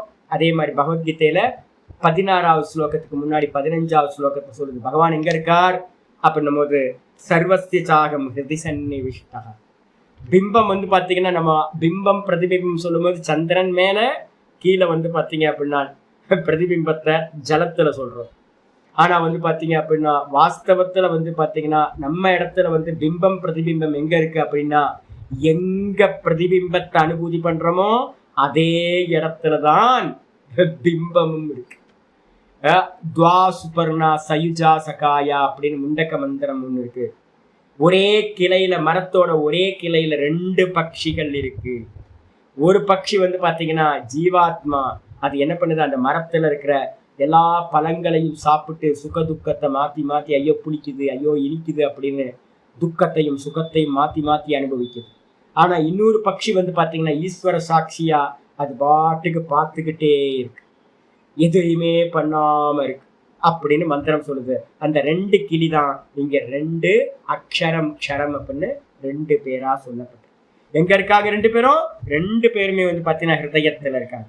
இந்த ஜீவன் வந்து பாத்தீங்கன்னா இந்த பிரதிபிம்பம், இந்த பிரதிபிம்பம் எப்ப வந்து பாத்தீங்கன்னா அபிமானத்தை விடுதோ, நான் தேகம் இல்லை, மனசு இல்லை, புத்தி இல்லை அப்படின்னு, அப்ப அந்த ஜீவன் என்ன ஆயிடுறான், பிரதிபிம்பம் பிம்பமா ஆகி விடுகிறது, ஜீவன் பிரம்மமா ஆகிறான். எது வரைக்கும் அபிமானம் இருக்கோ அது வரைக்கும் வந்து பாத்தீங்கன்னா ஜீவன் அபிமானத்தை விட்டா அந்த ஜீவனே பிரம்மம். இது எல்லாம் பொய்யின் அபிமானத்தை விட்டா இவன் அக்ஷரமா ஆயிடுறான் அப்படின்னு சொல்லப்படுது. இதுக்கப்புறம் ஆச்சாரியர் வந்து பாத்தீங்கன்னா அடுத்த நாமம் 482வது நாமம் அவிஜ்ஞாதா அப்படின்னு பேரு. அவிஜ்ஞாதான என்ன சுவாமி அப்படின்னு கேட்டீங்கன்னா அறிபவர் அல்லாதவர், அறியறவரா இல்ல. விஜ்ஞாதா விஜ்ஞாதா தானே பேரு சுவாமிக்கு. இந்த இடத்துல வந்து பாத்தீங்கன்னா சுவாமிக்கு பேர் வந்து பாத்தீங்கன்னா அறியாதவர் அப்படின்னு பேரு. அவிஜ்ஞாதான்றதுக்கு அர்த்தம் என்னது, அறியாதவர். ஐயோ என்ன சாமி சொல்லிட்டீங்க, அறியாதவரா? அவர் தான் சச்சிதானந்தம் சித்ஸ்வரூபம்னு சொன்னீங்க, எல்லாத்தையும் சர்வஜர்னு வேற பேர் சொல்லியிருக்கு, எல்லாத்தையும் அறியறவராச்சே, அவரை போய் அறியாதவர்னு சொல்றீங்களே அப்படின்னு கேட்டீங்கன்னா ஆச்சாரியர் பாஷ்யத்துல சொல்றார், ஆத்மனி கர்த்திருவாதி விகல்ப விஜானம் கல்பிதம் இதி தது வாசனா அவகுண்டிதோ ஜீவோ விஜ்ஞாதா. ஆச்சாரியர் வந்து பாத்தீங்கன்னா ஜீவனை வந்து பாத்தீங்கன்னா விஜ்ஞாதான்னு இங்க சொல்றார். அறிபவன் யாரு அப்படின்னா இந்த தேகத்துல ஒருத்தன் அறிபவன் இருக்கன்ல, எப்படிப்பட்ட அறிபவன்? 2 பேர் இருக்கும், துவா சுபர்ணா சயுஜா சகாயா. ஒரே மரத்தோட கிளையில 2 பட்சிகள் இருக்கு. ஒரு பட்சி என்ன பண்ணுதுன்னு பார்த்தோம், எல்லாத்தையும் சுகதுக்கங்கள் எல்லாத்தையும் அனுபவிச்சுக்கிட்டு ஐயோ சாமி நான் சம்சாரியா இருக்கேன், நான் கிரகஸ்தனா இருக்கேன் அப்படின்னு ஒரே புலம்பல். எல்லா மனுஷங்கள்ட்டையும் இந்த உலகத்துல புலம்பல் இல்லாத மனுஷன் யாராவது காட்டுங்க பார்க்கலாம். ஒரு ஆளு. எல்லாத்துக்கும் குறை இருக்குல்ல, சம்சாரி, ஏன்னா சம்சாரம் இருக்கு. அப்ப வந்து பாத்தீங்கன்னா ஜீவராசிகளா இருக்கக்கூடிய நம்ம எல்லாரும் ஒரு கிளி. அது அந்த கிளி என்ன பண்ணுது, ஆத்மனி தன்னடத்துல என்ன பண்ணுதுன்னா கர்த்திருவாதி விகல்ப விஜானம். நான் எனக்கு மேல என்ன பண்றேன் அப்படின்னா ஜீவனா இருக்கக்கூடிய எல்லாரும் என்ன பண்றோம் அப்படின்னா நான் கர்த்தா அப்படின்னு வந்து பாத்தீங்கன்னா கர்த்தா போக்தா சம்சாரி இப்படிப்பட்டவன் அப்படிப்பட்டவன் அப்படின்னு வந்து பாத்தீங்கன்னா ஏகப்பட்ட விஷயங்களை வந்து பாத்தீங்கன்னா நான் அல்லாத வெறும் வெறும் திருஷ்யமா இருக்கிற விஷயங்களை, நாமரூபங்களா இருக்கிற விஷயங்கள் எல்லாத்தையும் தூக்கி தனக்கு மேல வந்து பாத்தீங்கன்னா ஆத்மனி, தனக்கு மேல வந்து பாத்தீங்கன்னா கல்பித விஞ்ஞானம் கல்பித்த விஞ்ஞானம். நம்ம எல்லாம் என்ன பண்ணிட்டோம் அப்படின்னா, எல்லாம் கல்பனா பண்ணி உட்கார்ந்து கல்பனை பண்ணி நமக்கு மேல ஏத்தி எல்லாத்தையும் சூப்பர் இம்போஸ் பண்ணிக்கிட்டோம். நான் ஜீவன்றது கல்பனை, நான் சம்சாரின்றது கல்பனை, நான் கர்த்தான்றது கல்பனை, நான் போக்தான்றது கல்பனை. வெறும் நான்ல வந்து தூக்கத்துல இருந்துச்சா இதெல்லாம்? டீப் ஸ்லீப்ல வந்து பாத்தீங்கன்னா இல்ல, நான் பரமஹம்சானந்தான் சொல்றதே கல்பனை தானே. வேக்கப் ஆனதுக்கு பிறகுதானே பரமஹம்சானந்தா வந்தான். இல்லைன்னா பரமஹம்சானந்தான் ஒரு கேரக்டர் வரவே இல்லையே, இந்த தேகம் வரவே இல்லையே. அப்ப இந்த தேகம், ஜீவன், இதெல்லாம் வந்து பாத்தீங்கன்னா இந்த ஜெகத்து எதுவுமே வந்து பாத்தீங்கன்னா வாஸ்தவம் இல்லை. இதெல்லாம் சூப்பர் இம்போஸ், கல்பனா. ஆதார தத்துவம் மட்டும்தான் சத்தியம். ஆனா இந்த ஜீவன் என்ன பண்ணிட்டான், தனக்கு மேல வந்து பாத்தீங்கன்னா எல்லா கல்பனைகளையும் தூக்கி வச்சு அது எல்லாத்தையும் சத்தியம் சத்தியம்னு என்ன பண்ணிட்டு இருக்கான், அறிஞ்சுக்கிட்டு இருக்கான். அந்த விஞ்ஞானத்தினால கல்பிதம் இது, விஞ்ஞானம் கல்பிதம் இது. அப்ப நம்மள்ட்ட இருக்கிற அறிவு, எல்லா அறிவு என்னது? ராஜவித்யா ராஜகுஹ்யம்னு ஒண்ணு சொன்னோமே 10வது அத்தியாயத்துல, 9வது அத்தியாயத்துல. ஏன் ராஜவித்யா அப்படின்னு கேட்டீங்கன்னா, மத்த எல்லா வித்யாவும் எதுக்கு அப்படின்னா சம்சாரம். இந்த உலகத்துல இருக்கிற சர்வ ஞானங்களும் என்ன அப்படின்னா சம்சாரங்க. எவ்வளவு பெரிய சயின்டிஸ்டா இருக்கட்டும், எவ்வளவு பெரிய புத்திசாலியா இருக்கட்டும், ஒரே ஒரு அறிவு, நான் பிரம்மமா இருக்கன்ற அறிவு மட்டும்தான் வந்து பாத்தீங்கன்னா மோட்சத்தை கொடுக்கக்கூடியது. அது மட்டும்தான் வந்து பாத்தீங்கன்னா வாஸ்தவ ஞானம். மற்றதெல்லாம் மாயிக்கம், மாயையில உண்டான ஞானம் எல்லாம். அதனால வந்து பாத்தீங்கன்னா ஆத்ம ஞானத்துக்கு பேர் ராஜவித்யான்னு பேர் கொடுத்துருக்கணும். அப்ப வந்து மத்த ஞானம் எல்லாம் என்னது? கல்பித ஞானம், கல்பனையில உண்டாயிருக்கிற ஞானம் அப்படின்னு. தது வாசனா அவகுண்டித்தோ. சரி, ஒன்ன பார்த்தோம் அப்படியே போயிடுதா அப்படின்னு கேட்டீங்கன்னா ஈசிக்கிட்டு வந்துடுறோம். என்ன பண்றோம், ரோட்ல போறோம், பாக்குறதெல்லாம் பாக்குறோம், அப்படியே விட்டுட்டு வந்தோமா? ரோட்ல போனது எல்லாத்தையும் ரோட்லயே விட்டுட்டு வந்தா பரவாயில்ல. வரும்போது எல்லாத்தையும் என்ன பண்ணிட்டோம்னா வாசனையா சம்ஸ்காரமா தலையில கொண்டுட்டு வந்துட்டோம். இம்ப்ரெஸ் பண்ணி எல்லாம் ஒவ்வொரு லோகத்துல இருக்கிற கல்பனைகள் எல்லாம் நம்மள என்ன பண்ணுது, இம்ப்ரெஸ் ஆகிட்டே இருக்கு. அதனாலதான் நான் சொல்றேன், என்னன்னு கேட்டீங்கன்னா எடுத்து வச்சு பேசாதீங்கன்னு நான் சொல்லுவேன் அடிக்கடி. எதையுமே வந்து பாத்தீங்கன்னா அப்படியே கிராஸ் பண்ணி போயிட்டே இருங்க. ஐயோ இப்படி ஆச்சு போச்சு, அவர் இப்படி ஆச்சுச்சு அப்படின்ட்டீங்கன்னா உள்ளுக்குள்ளார என்ன ஆயிடுது, இம்ப்ரெஸ் ஆயிடுது. அதே நேரத்துல இப்படி ஆச்சா அப்படின்னு கிராஸ் பண்ணி போயிட்டே இருக்கும். நீங்க பாருங்க, எதெல்லாம் இம்ப்ரெஸ் ஆகுதுன்னு பாருங்க. எதை நீங்க இம்பார்ட்டன்ஸா நீங்க நினைக்கிறீங்களோ அது இம்ப்ரெஸ் ஆகுது. இன்னும் அதிகமா இம்பார்ட்டன்ஸ் கொடுக்க அந்த இம்ப்ரெஸ் வந்து பாத்தீங்கன்னா அதிகமாயிட்டே போகுது வாசனை. அதே நேரத்துல நம்ம பார்க்கறதெல்லாம் பதிவாகிறது இல்லை. நம்ம பார்க்கறதெல்லாம் வந்து பாத்தீங்கன்னா ஜஸ்ட் லைக் பார்த்துட்டு கிராஸ் பண்ணி போயிட்டே இருக்கிறோம் அப்படின்னா ஜர்கண்டி அப்படின்னு அது எதையுமே இம்ப்ரெஸ் ஆகிறது. அப்ப நம்ம என்ன பண்ணணும் அப்படின்னு கேட்டீங்கன்னா, இம்ப்ரெஸ் ஆகிற டைம் கூட வந்து பாத்தீங்கன்னா ஒன்னுத்துக்கு கொடுக்க கூடாது. இம்ப்ரெஸ் பண்றதுக்கு ஒரு டைம் இருக்குல்ல, இருந்து பார்த்து எல்லாம் பண்ணினீங்க அப்படின்னா அது ஈஸிக்கும் வந்து மேல ஒட்டிக்கும். அது மாதிரி விடக்கூடாது. நான் அப்பப்போ என்ன பண்ணுவேன்னா, எதையாவது கை வைப்பேன், கையில பாத்தீங்கன்னா ஒரே கருப்பு, இந்த கருப்பாயிடும். இந்த விளக்குல வந்து பாத்தீங்கன்னா கை வச்சோன்னா அந்த கருப்பு உள்ள இருக்குமா.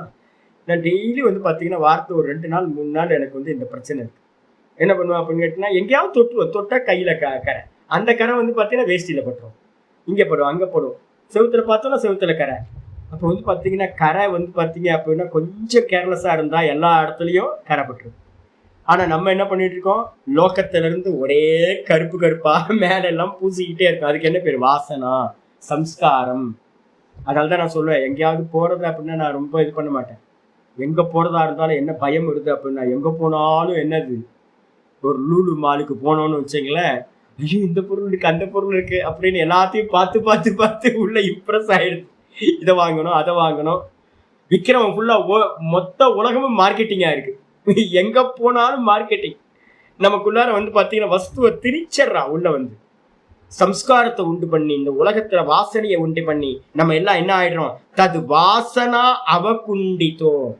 அந்த வாசனைகளால வந்து பாத்தீங்கன்னா நம்ம என்ன பண்ணிருக்கோம், நான்றத மறைச்சுக்கிட்டு இந்த அவித்யான்ற வாசனைகள் என்ன பண்ணுது, அந்த வாசனைகளால் அவகுண்டித்தோ ஜீவோ, மறைக்கப்பட்டவனா ஜீவன் என்ன பண்றான்? விஜ்ஞாதா. அவனை எதை பார்க்கிறான் அப்படின்னு கேட்டீங்கன்னா, தனக்கு அந்நியமானதை எல்லாத்தையும் அறிகின்றான். விஜ்ஞாதா அப்படின்னா அறிபவன் ஜீவன். எதை அறிகிறான் ஜீவன் அப்படின்னா, தன்னை விட்டுட்டு மற்றதை எல்லாத்தையும் அறிகின்றான். அப்ப மாயையில இருக்கிறது எல்லாத்தையும் அறிகின்றதுனால அவனுக்கு பேரு விஜ்ஞாதான்னு பேர். அதே நேரத்துல பகவான் எப்படி பார்க்கிறார் அப்படின்னா, நான் சொல்லியிருக்கேன், சூரியனுக்கு இருட்டுனா என்னன்னு தெரியவே தெரியாது. எவ்வளவு பெரிய அஜ்ஞானி இல்ல சூரியன். நமக்கு தெரிஞ்சது பாத்தீங்கன்னா சூரியனுக்கு தெரியலையே சாமி. நான் சொன்னேன்ல, ஏற்கனவே ஒரு எக்ஸாம்பிள் சொல்லியிருக்கேன்ல, புராணத்துல பாத்தீங்கன்னா ஒரு கதை இருக்கு. எங்க குருநாதர் அடிக்கடி சொல்லுவார். அது என்ன சொல்றது அப்படின்னு கேட்டீங்கன்னா, சூரியன் பாத்தீங்கன்னா சூரியன் பாத்தீங்கன்னா பிரச்சனை அப்படின்னு இருட்டு பாத்தீங்கன்னா என்ன பண்ணிச்சான், போய் பாத்தீங்கன்னா பிரம்மாட்ட போய் பெட்டிஷன் கொடுத்துச்சான், கம்ப்ளைண்ட் பண்ணிச்சான். சுவாமி என்னை பாத்தீங்கன்னா அந்த சூரியன் பாத்தீங்கன்னா விடவே மாட்டேன்றான், அடிச்சு விரட்டிக்கிட்டே இருக்கிறான் சுவாமி, அவனை கூப்பிட்டு கண்டிங்க சாமி அப்படின்னோடனே, பனிஷ் பண்ணுங்க அப்படின்னோடனே, சரிப்பா 2 பேரும் பாத்தீங்கன்னா ஒரு நாள் 2 நாள் கழிச்சு 2 பேரும் 10 மணிக்கு வந்துருங்கப்பா, நான் சொல்றேன்ப்பா, பேசி பஞ்சாயத்து பண்ணி காம்ப்ரமைஸ் பண்ணிக்கலாம் அப்படின்னு பாத்தீங்கன்னா சொன்னாராம். சூரியனை கூப்பிட்டு, என்னப்பா உன் மேல ஒரு கம்ப்ளைண்ட் வந்திருக்கு, நீ ஏதோ இருட்டை பாத்தீங்கன்னா ஓட விரட்டிக்கிட்டே இருக்கியா, அவனையே ஹிம்சை பண்ணிட்டு இருக்க, நீ பேசாம நீ இரு, அவன் பாட்டுக்கு அவன் இருக்கட்டும், நீ அவனும் சேர்ந்து இருந்துக்குங்களேன், ஏன் இப்ப சண்டை போட்டுக்கிட்டே இருக்கீங்க 2 பேரும், சரி நாளைக்கு வா பஞ்சாயத்து பண்ணலாம். உடனே பாத்தீங்கன்னா சூரியன் சொன்னானா, இருட்டை நான் ஓட விரட்டுறேனா, இல்லையே சாமி, இது வரைக்கும் நான் பார்த்ததே இல்லையா சாமி, இருட்டையே பார்த்தது இல்லை, அது மாதிரி ஒரு பொருளே எனக்கு தெரியாது சாமி, இருட்டுன்னு ஒரு பெர்சனே தெரியாது, தெரிஞ்சாதானே நான் அவனை விரட்டுறதுன்னு இருக்கும் அப்படின்னு சொன்னோன்னா, சரி இல்லைல்லப்பா அவனுக்கு நாளைக்கு வா அவனை காட்டுறேன், இருட்டுன்னு ஒன்னை காட்டுறேன், 2 பேரும் 10 மணிக்கு காலையில வந்துருங்க அப்படின்னு சூரியன் நிக்கிறான். இருட்டு வரவே இல்லை. என்ன சாமி ஏதோ சொன்னீங்களா, இருட்டு ஒருத்தன் வருவான்னு, இருட்டு வரவே இல்லையே. சூரியனுக்கு பாத்தீங்கன்னா இருக்கிற இடத்துல இருட்டுக்கு வேலை இருக்கா? என்னைக்காவது சூரியனுக்கு இருட்டை பத்தி தெரியப்படுத்த முடியுமா நம்மளால? அவனுக்கு ஒரு ஞானத்தை உண்டு பண்ண முடியுமா? உண்டு பண்ணவே முடியும். பிரகாசத்துக்கு பாத்தீங்கன்னா இருட்டுனா என்னன்னு தெரியவே தெரியாது. அப்ப பாத்தீங்கன்னா சர்வஜரா இருக்கக்கூடிய பிரம்மஸ்வரூபமா இருக்கிற பகவான் இருக்காருல்ல, அவருக்கு பாத்தீங்கன்னா தது விலக்ஷணோ விஷ்ணு அவிஜ்ஞாதா. நான் கர்த்தான்ற ஞானமும் தான் போக்தான்ற ஞானமும் நான் சம்சாரின்ற ஞானமும் இந்த ஜெகத்துன்ற ஞானமும் பகவானுக்கு பாத்தீங்கன்னா கொஞ்சம் கூட இல்லை. எப்படி சாமி சொல்றீங்க? உதாசீனவதாசீனா. கீதால பாத்தீங்கன்னா நம்ம 9வது அத்தியாயத்துல பார்த்திருக்கோம், பகவான் எப்படி இருக்கார் அப்படின்னா உதாசீனரா இருக்கார். இந்த ஜெகத்தோட எந்த நல்லது கெட்டது எதுவுமே அவருக்கு சம்பந்தம் இல்லை. ஏன்? இந்த ஜெகத்து அவருக்கு மேல இல்லவே இல்லை. நம்ம தானே பார்த்துருக்கோம். 9:4 9:11 10 ஸ்லோகம் வரைக்கும் இருக்கிறத பார்க்க சொல்லியிருக்கேன். அப்ப அந்த ஸ்லோகத்துல என்ன சொல்லியிருக்கு? இந்த ஜெகத்து பாத்தீங்கன்னா வாஸ்தவத்துல பகவானுக்கு மேல இல்லவே இல்லை. அப்ப இந்த ஜெகத்து இருந்தா தானே பாத்தீங்க அப்படின்னா அவருக்கு தெரியும் பாத்தீங்கன்னா இது மாதிரி இருக்குப்பா அப்படின்னு சொல்ல முடியும். அப்ப வாஸ்தவத்துல பாத்தீங்கன்னா இந்த ஜெகத்துன்னு ஒண்ணு பகவானுக்கு மேல இல்லவே இல்லை. அதனால பாத்தீங்கன்னா ரொம்ப அருமையா சொல்றாரு. என்னன்னு கேட்டீங்கன்னா 9வது அத்தியாயத்துல 9வது ஸ்லோகத்துல பகவத்கீதையில சொல்றார், நச்சமாம் தானி கருமாணி நிபத்னந்தி தனஞ்சய உதாசீனவதாசீனம் அசக்தம் தேஷு கர்மசு.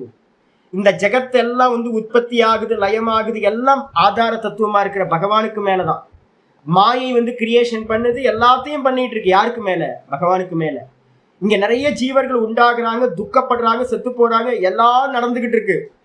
ஆனா இந்த எந்த கர்மத்தோடையும் பகவானுக்கு கொஞ்சம் கூட சம்பந்தமே இல்லை. அப்ப பகவான் எப்படி இருக்காரு அப்படின்னா உதாசீனமா இருக்காரு. அவருக்கு இந்த சிருஷ்டி நடந்ததே தெரியாது சுவாமி. சுத்த பிரம்மத்துக்கு இந்த கிரியேஷன் நடந்ததே தெரியாது. கிரியேஷனா? சுத்த பிரம்மத்திட்ட போய் கேட்டீங்க அப்படின்னா உங்களுக்கு கிரியேஷன் உங்களுக்கு மேல நடந்துகிட்டு இருக்கு தெரியுமா அப்படின்னா, கிரியேஷனா? ஸ்கிரீனுக்கு தெரியுமா எத்தனை ஃபிலிம் தனக்கு மேல வந்துட்டு போச்சு அப்படின்னு? எத்தனை பேர் செத்தாங்க, எத்தனை பேர் உற்பத்தி ஆனாங்க, எவ்வளவு சந்தோஷமா இருந்தாங்க, எவ்வளவு துக்கமானாங்கன்னு அந்த ஸ்கிரீனை கேட்டா தெரியுமா? ஸ்கிரீனுக்கு, சினிமா ஸ்கிரீனுக்கு ஒன்னும் தெரியாது சாமி. அது ஃபிலிம் ஓடிக்கிட்டு இருக்கும் போது எப்படி இருக்கு? உதாசீனவத் அசக்தம் ஆசீனக உதாசீனவத் ஆசீனம் அசக்தம் தேஷு கர்மசு. இந்த ஸ்கிரீன்ல நடக்கிற எந்த காட்சிகளோடையும் அந்த ஸ்கிரீனுக்கு சம்பந்தமே இல்லை, அது அறியவே இல்லை. ஸ்கிரீன் அறியுமா? இந்த ஃபில்ம் எல்லாத்தையும் அறியுமா? அறியவே அறியாது. ஏன்னா அந்த ஸ்கிரீனுக்கு மேல இருக்கிறதெல்லாம் என்னது? கல்பனா. ஸ்கிரீனோட டச்சே இல்லை, வெறும் ப்ரொஜெக்ஷன் மட்டும் நடந்துகிட்டு. அதனால பகவானுக்கு பாத்தீங்கன்னா இந்த சம்சாரத்தோட சுத்த பிரம்மத்துக்கு சம்சாரத்தோட கர்த்தத்துவ போக்திருத்துவம் எதுவுமே தெரியாது. அதனால அவருக்கு என்ன பேரு? அவிஜ்ஞாதா, அறியாதவர்னு பேரு. பாவம், அறியாதவர். சுத்த பிரம்ம பாத்தீங்கன்னா ஒன்னுத்தையும் அறியாது, அறியாதவர் அப்படின்னு அர்த்தமாயிருக்கு. அதுக்கப்புறம் 483வது நாமம் சகஸ்ராம்சுகு. சகஸ்ராம்சுகுனா என்ன சுவாமி அர்த்தம் அப்படின்னு கேட்டீங்கன்னா, சூரியனை உபாசனையில முக்கியமானது. நாளைக்கு கூட ஆரம்பிக்கும் போதே ஆரம்பிக்க போறோம். சகுனத்தை பாத்தீங்கன்னா ஆரம்பிக்கும் போதே ஆதித்யன்ல இருந்தா சகுனத்தோட உபாசனை ஆரம்பிக்குது. இங்க ஆச்சாரியர் சொல்றாரு, சகஸ்ராம்சுனா ஆயிரக்கணக்கான கதிர்கள். சகஸ்ர அம்சு அப்படின்னா கதிர்கள், அந்த இது கிரணங்கள்னு பேரு. அந்த ஆயிரக்கணக்கான கதிர்கள் கிரணங்களுக்கு நடுவுல பாத்தீங்கன்னா இருக்கின்ற சூரியன் போன்றவர். இந்த மாயையோட சுத்த பிரம்மம் சேர்ந்தோன என்ன ஆகுதுன்னு கேட்டீங்கன்னா, சூரியன் வந்தாச்சு. சூரியன் தான் சிருஷ்டியில முதல் ஆள். ஆதித்யன் தான் முதல் ஆள். பிரஷ்னோபனிஷத் படிச்சீங்கன்னா முதல் ஆள் பாத்தீங்கன்னா சூரியன் சந்திரன் 2 பேர் வந்துருவாங்க. இதுல பாத்தீங்கன்னா ஆச்சாரியர் சொல்றார், ஆதித்யாதிகதா, ஆதித்யன்ல இருந்து உண்டாகக்கூடிய அம்சவோ, அம்சுக்கள் அப்படின்னா என்ன அர்த்தம்? கதிர்கள். சூரியன்ல இருந்து உண்டாகக்கூடிய கதிர்கள். அஸ்ய இதி அயமேவ முக்கியக சகசிராம்சுகு. இந்த கதிர்கள் எல்லாம் உண்டாகுதே சுவாமி, நான் ஏற்கனவே உங்களுக்கு சொல்லியிருக்கேன். ஒவ்வொரு கதிர்கள்லையும் என்னெல்லாம் சூரியன்ல என்னெல்லாம் இருக்குன்னு பிரிங்க அப்படின்னு கேட்டீங்கன்னா, சூரியன்ல ஒன்று பிரகாசம் ஒன்று இருக்கு. அதுக்கப்புறம் பாத்தீங்கன்னா அந்த சூரிய கதிர்கள்ல இருந்துதான் வாயுன்னு ஒன்று உண்டாகுது. அப்புறம் அந்த சூரிய கதிர்கள்ல ஹீட், அக்னி தத்துவமானது இருக்கு. அப்ப பாத்தீங்கன்னா இதைதான் நம்ம ஈஸ்வர தத்துவம்னு சொல்றோம். நமக்குள்ளார இருக்கிற கான்சியஸ்னஸ் இருக்குல்ல, அது பிரகாசம், சூரியனோட பிரகாசம். நமக்குள்ளார உயிர் இருக்கா, பிராணன் இருக்கு, அது அடுத்த ஃபார்ம் பகவானோடது, ஹிரண்ய கர்ப்பர். அதுக்கப்புறம் அக்னி தத்துவம் பாடியில வந்துருச்சு, அதுதான் டைலூஷன் ஃபார்ம். அதுதான் பாத்தீங்க அப்படின்னா ஸ்தூல தேகம், விராட்டு அப்படின்னு பேரு. அப்ப ஈஸ்வரன் என்னவா இருக்கார் அப்படின்னு கேட்டா என்ன சொல்லணும்? ஈஸ்வரன் வானத்துல சூரியனா பிரகாசிக்கிறார். ஆதி பௌத்திகத்துல, ஆதி தெய்வீகத்துல அவர் தான் ஈஸ்வரன். ஆதி பௌத்திகத்துல அவர் தான் சூரியன். ஆத்தியாத்மிகத்துல அவர் தான் எப்படி இருக்கார்? என்னிடத்துல கான்சியஸ்னஸா இருக்கார், பிரகாசம் அப்படின்னு. அப்ப இதுதான் பாத்தீங்கன்னா இங்க ஆச்சாரியர் சொல்றாரு. அப்ப முக்கியம் என்னன்னு கேட்டீங்கன்னா, சூரிய கதிர்கள் பாத்தீங்கன்னா என்னன்னு கேட்டீங்கன்னா, ஆயிரக்கணக்கான சூரிய கதிர்கள் அவரிடம் இருக்கு. வாஸ்தவத்துல பாத்தீங்கன்னா கதிர்கள் அப்படின்னா அந்த பிரதிபிம்பங்கள் இருக்குல்ல, பிம்பத்திலிருந்து பிரதிபிம்பம் உண்டாகணும் இல்ல. அப்போ சந்திரன் இருக்கு, சந்திரன் பாத்தீங்கன்னா கீழே பூமி இந்த ஜலத்துல தெரியறான். அதே மாதிரி இந்த சூரியன் பாத்தீங்க அப்படின்னா எல்லா தேகங்களிலும் பாத்தீங்கன்னா என்ன கதிர்கள் மூலமா கனெக்ட் ஆகுறான், சைத்தன்யமா உள்ள பிரகாசமா உள்ள இறங்குறான். அப்ப அதனால பாத்தீங்கன்னா முக்கியக பகவானேவ அயமேவ முக்கியக சகசிராம்சு. வாஸ்தவத்துல சூரியனோட கதிர்களை கூட வியாபிச்சவன் யாருன்னா அந்த சைத்தன்யம் சொல்லக்கூடிய பிரகாசம். சைத்தன்ய பிரகாசம் வியாபிச்சிருக்கு. அப்ப முக்கிய சூரியன் யாரு அப்படின்னா பகவான் தான் முக்கிய சூரியன். அதனால அவருக்கு பேரு சகசிராம்சுகுன்னு பேர். ஆயிரக்கணக்கான பிரதிபிம்பங்களை உடையவர், கதிர்களை உடையவர், கோடிக்கணக்கான கதிர்களை உடையவர், சகசிராம்சுகுன்னு பேர். ஆச்சாரியர் மந்திரத்தை சொல்றார். தைத்திரிய பிராமணத்துல பாத்தீங்கன்னா ஒரு மந்திரம் இருக்கு, ஏன சூரிய ஸ்தபதி தேஜசா யுத்தஹா. இந்த சூரியன் எரிஞ்சுக்கிட்டு இருக்கானே சுவாமி, ஏன ஸ்தபதி. இந்த சூரியன் பாத்தீங்கன்னா எதனால் பாத்தீங்கன்னா தகிக்கின்றானோ, தேஜக யுத்தக, எந்த தேஜஸ்னால, தேஜஸ்னா பிரகாசம், எந்த பிரகாசத்தினால பாத்தீங்கன்னா ஒளியூட்டப்பட்டவனாக இந்த சூரியன் தகிக்கின்றானோ, எரியூட்டப்பட்டவனா. யுத்தகன்றதுக்கு அர்த்தம் பாத்தீங்கன்னா ஃபயர் பண்ணப்பட்டவனா. யாரோ பின்னாடி ஒருத்தர் ஃபயர் பண்ணியிருக்காரு, யாரோட பிரகாசத்தினாலேயோ இந்த லைட் எரியுது. லைட் எரியுதுன்னா எதோட கடன் வாங்கி தானே இந்த லைட் எரியுது. அப்ப அதே மாதிரி இந்த சூரியன் பாத்தீங்கன்னா எரியறான் அப்படின்னா இவனுக்கு முன்னாடி ஏதோ ஒரு பவர் சப்ளை இருக்கு சுவாமி. எதனால, எந்த பவர் சப்ளைனால வந்து பாத்தீங்கன்னா இந்த சூரியன் வந்து பாத்தீங்கன்னா எரியூட்டப்பட்டவனா, பத்த வைக்கப்பட்டவனா, திரி எப்படி எரியுதோ அது மாதிரி இவன் வந்து பாத்தீங்கன்னா எரிஞ்சுக்கிட்டு இருக்கான், பிரகாசிக்கிறானோ. ஏன அப்படின்னு போட்டிருக்கு, எவரால் அப்படின்னா என்ன அர்த்தம்? இந்த பகவானால, சுத்த பிரம்மத்தினுடைய சைத்தன்ய பிரகாசத்தினால தான் வந்து பாத்தீங்கன்னா இந்த சூரியன் எரிஞ்சுக்கிட்டு இருக்கான் அப்படின்னு தைத்திரிய பிராமணம் சொல்லுது. அதுக்கப்புறம் கீதையே சொல்லுது, யதாதித்யகதம் தேஜக ஜெகத்பாசயதே கிலம். ரொம்ப அற்புதமா சொல்லுது, எந்த பிரகாசத்தினால, யதா யதா யதா ஆதித்யகதம் தேஜக, ஆதித்யகதம் ஆதித்யனுக்குள்ளார இருக்கிற பிரகாசமா வந்து பாத்தீங்கன்னா இந்த மொத்த உலகத்தையும் வந்து பாத்தீங்கன்னா பகவான் வந்து பாத்தீங்கன்னா வியாபிச்சிருக்கார். அப்ப சூரியனுக்குள்ளார இருக்கிற பிரகாசம் வாஸ்தவத்துல என்னன்னா ரெண்டா பிரிச்சுங்க. சூரியன் வந்து பாத்தீங்கன்னா பிரகாசம் ஸ்தூலம், அதுக்குள்ளார இருக்கிற பவர் சப்ளை மாதிரி. எப்படி லைட் எரியுது, லைட்டுக்கு பின்னாடி யாரு இருக்கா? பவர் இருக்கா? அதே மாதிரி வந்து பாத்தீங்கன்னா இந்த சூரிய பிரகாசத்துக்கு பின்னாடி ஒரு பிரகாசம் இருக்கு, சைத்தன்ய பிரகாசம். அதை வச்சுதான் இந்த அகிலத்தையே இந்த சூரியன் என்ன பண்றான்? பிரகாசிக்கின்றான். அந்த பிரகாசமா நான் இருக்கேன். அப்ப சூரியன் வந்து பாத்தீங்கன்னா சகசிராம்சுன்னு பேரு. வாஸ்தவ சூரியன் யாரு?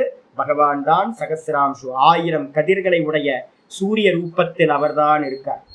அவருக்கு வெளியில தெரியறது இல்லை. இப்ப லைட் நான் சொல்றேன், இந்த லைட் என்னது? கரண்ட் தான். லைட் ஃபார்ம்ல வந்து பாத்தீங்கன்னா எரிஞ்சுக்கிட்டு இருக்கு. கரண்ட் இல்லைன்னா லைட்டுக்கு பவரே இல்லையில, ஒன்றும் இல்லை, பேச்சே இல்லையே. அப்ப வந்து பாத்தீங்கன்னா வாஸ்தவத்துல யார் இருக்கா அப்படின்னு கேட்டீங்கன்னா பகவான் தான் சூரிய ரூபத்தில் இருக்க. 484வது நாமம் விதாத்தா அப்படின்னு பேர். அந்த சூரியன் வந்து பாத்தீங்கன்னா என்னவா ஆகிறார் தெரியுங்களா உங்களுக்கு? சூரிய மண்டலத்துக்குள்ளார இருக்கிறவர் சூரியன் ஸ்தூலம். சூரியனுக்கு உள்ளார இருக்கிறவருக்கு பேரு சூக்ஷ்மம் அப்படின்னு பேரு. காயத்ரி கொடுக்கும்போது வந்து பாத்தீங்கன்னா அசோவாதித்யோ பிரம்ம பிரம்மைவாகமஸ்மி அப்படின்னு ஐக்கியானுசந்தானம்னு ஒண்ணு பண்றோம். ஒவ்வொரு சந்தியா காலத்திலையும் அந்த சூரியனை பார்த்து அறிக்கியம் கொடுத்து சுவாமி அப்படின்னு நெஞ்சில கை வச்சு, சூரிய மண்டலத்துக்கு உள்ளார இருக்கிறவன் யாரு அப்படின்னா சமஷ்டி பிராணன்னு பேரு, ஹிரண்ய கர்ப்பா. சூரிய மண்டலத்துக்குள்ளார யாரு இருக்கா? ஹிரண்ய கர்ப்பக. சயின்ஸும் சொல்லுது. ஹீலியம் வந்து பாத்தீங்கன்னா தீர்ந்து போச்சுன்னா வந்து பாத்தீங்கன்னா 400 கோடி வருஷம் ஏதோ வீடியோஸ்லாம் இருக்கு நிறைய. லைஃப் சூரியனோட லைஃப் என்னன்னு அப்படின்னு கேட்டு பாருங்க. என்னது அலஸ்காவா, அது என்னது, அது ஏதோ ஒன்று கேட்பீங்களே, என்னது இல்ல மெட்டா இல்ல பழசு இன்னொன்னு ஒன்று இருக்குமே, அலெக்சா. ஆமா, இப்ப நிறைய வந்துருச்சு பாருங்களா, கேட்கறதுக்கு நிறைய இருக்குல்ல. சூரியன் எவ்வளவு நாள் இருக்கும் அப்படின்னு கேட்டு பாருங்க. அலெக்சா சூரியன் எவ்வளவு நாள் இருக்கும் அப்படின்னு கேட்டீங்க அப்படின்னா அது சொல்லும். என்ன சொல்லும் அப்படின்னா இன்னும் 400 கோடி வருஷம் வரைக்கும் இருக்கும். ஏன் அப்படின்னு கேட்டீங்கன்னா ஹீலியம் வந்து பாத்தீங்கன்னா கம்மியாயிட்டே போயிட்டு இருக்கு. அப்ப சூரியன் எரியணும்னா என்ன வேணும் அப்படின்னா வாயு வேணும். அந்த வாயு ரூபத்துல சமஷ்டி பிராணனா யாரு இருக்கா அப்படின்னா இரண்ய கர்ப்பர். அப்போ வந்து பாத்தீங்கன்னா இரண்ய கர்ப்பர் தான் சூரிய மண்டலத்துல இருக்கார். அவருக்கு என்ன பேரு? நான் ஈஷாவாசியத்துல 4வது மந்திரத்தோட பாஷ்யத்தை கீதா கிளாஸ்ல என்ன பண்ணியிருந்தேன், ஏகோ தேவதால வந்து பாத்தீங்கன்னா உங்களுக்கு அனுப்பி வச்சிருந்தேன்.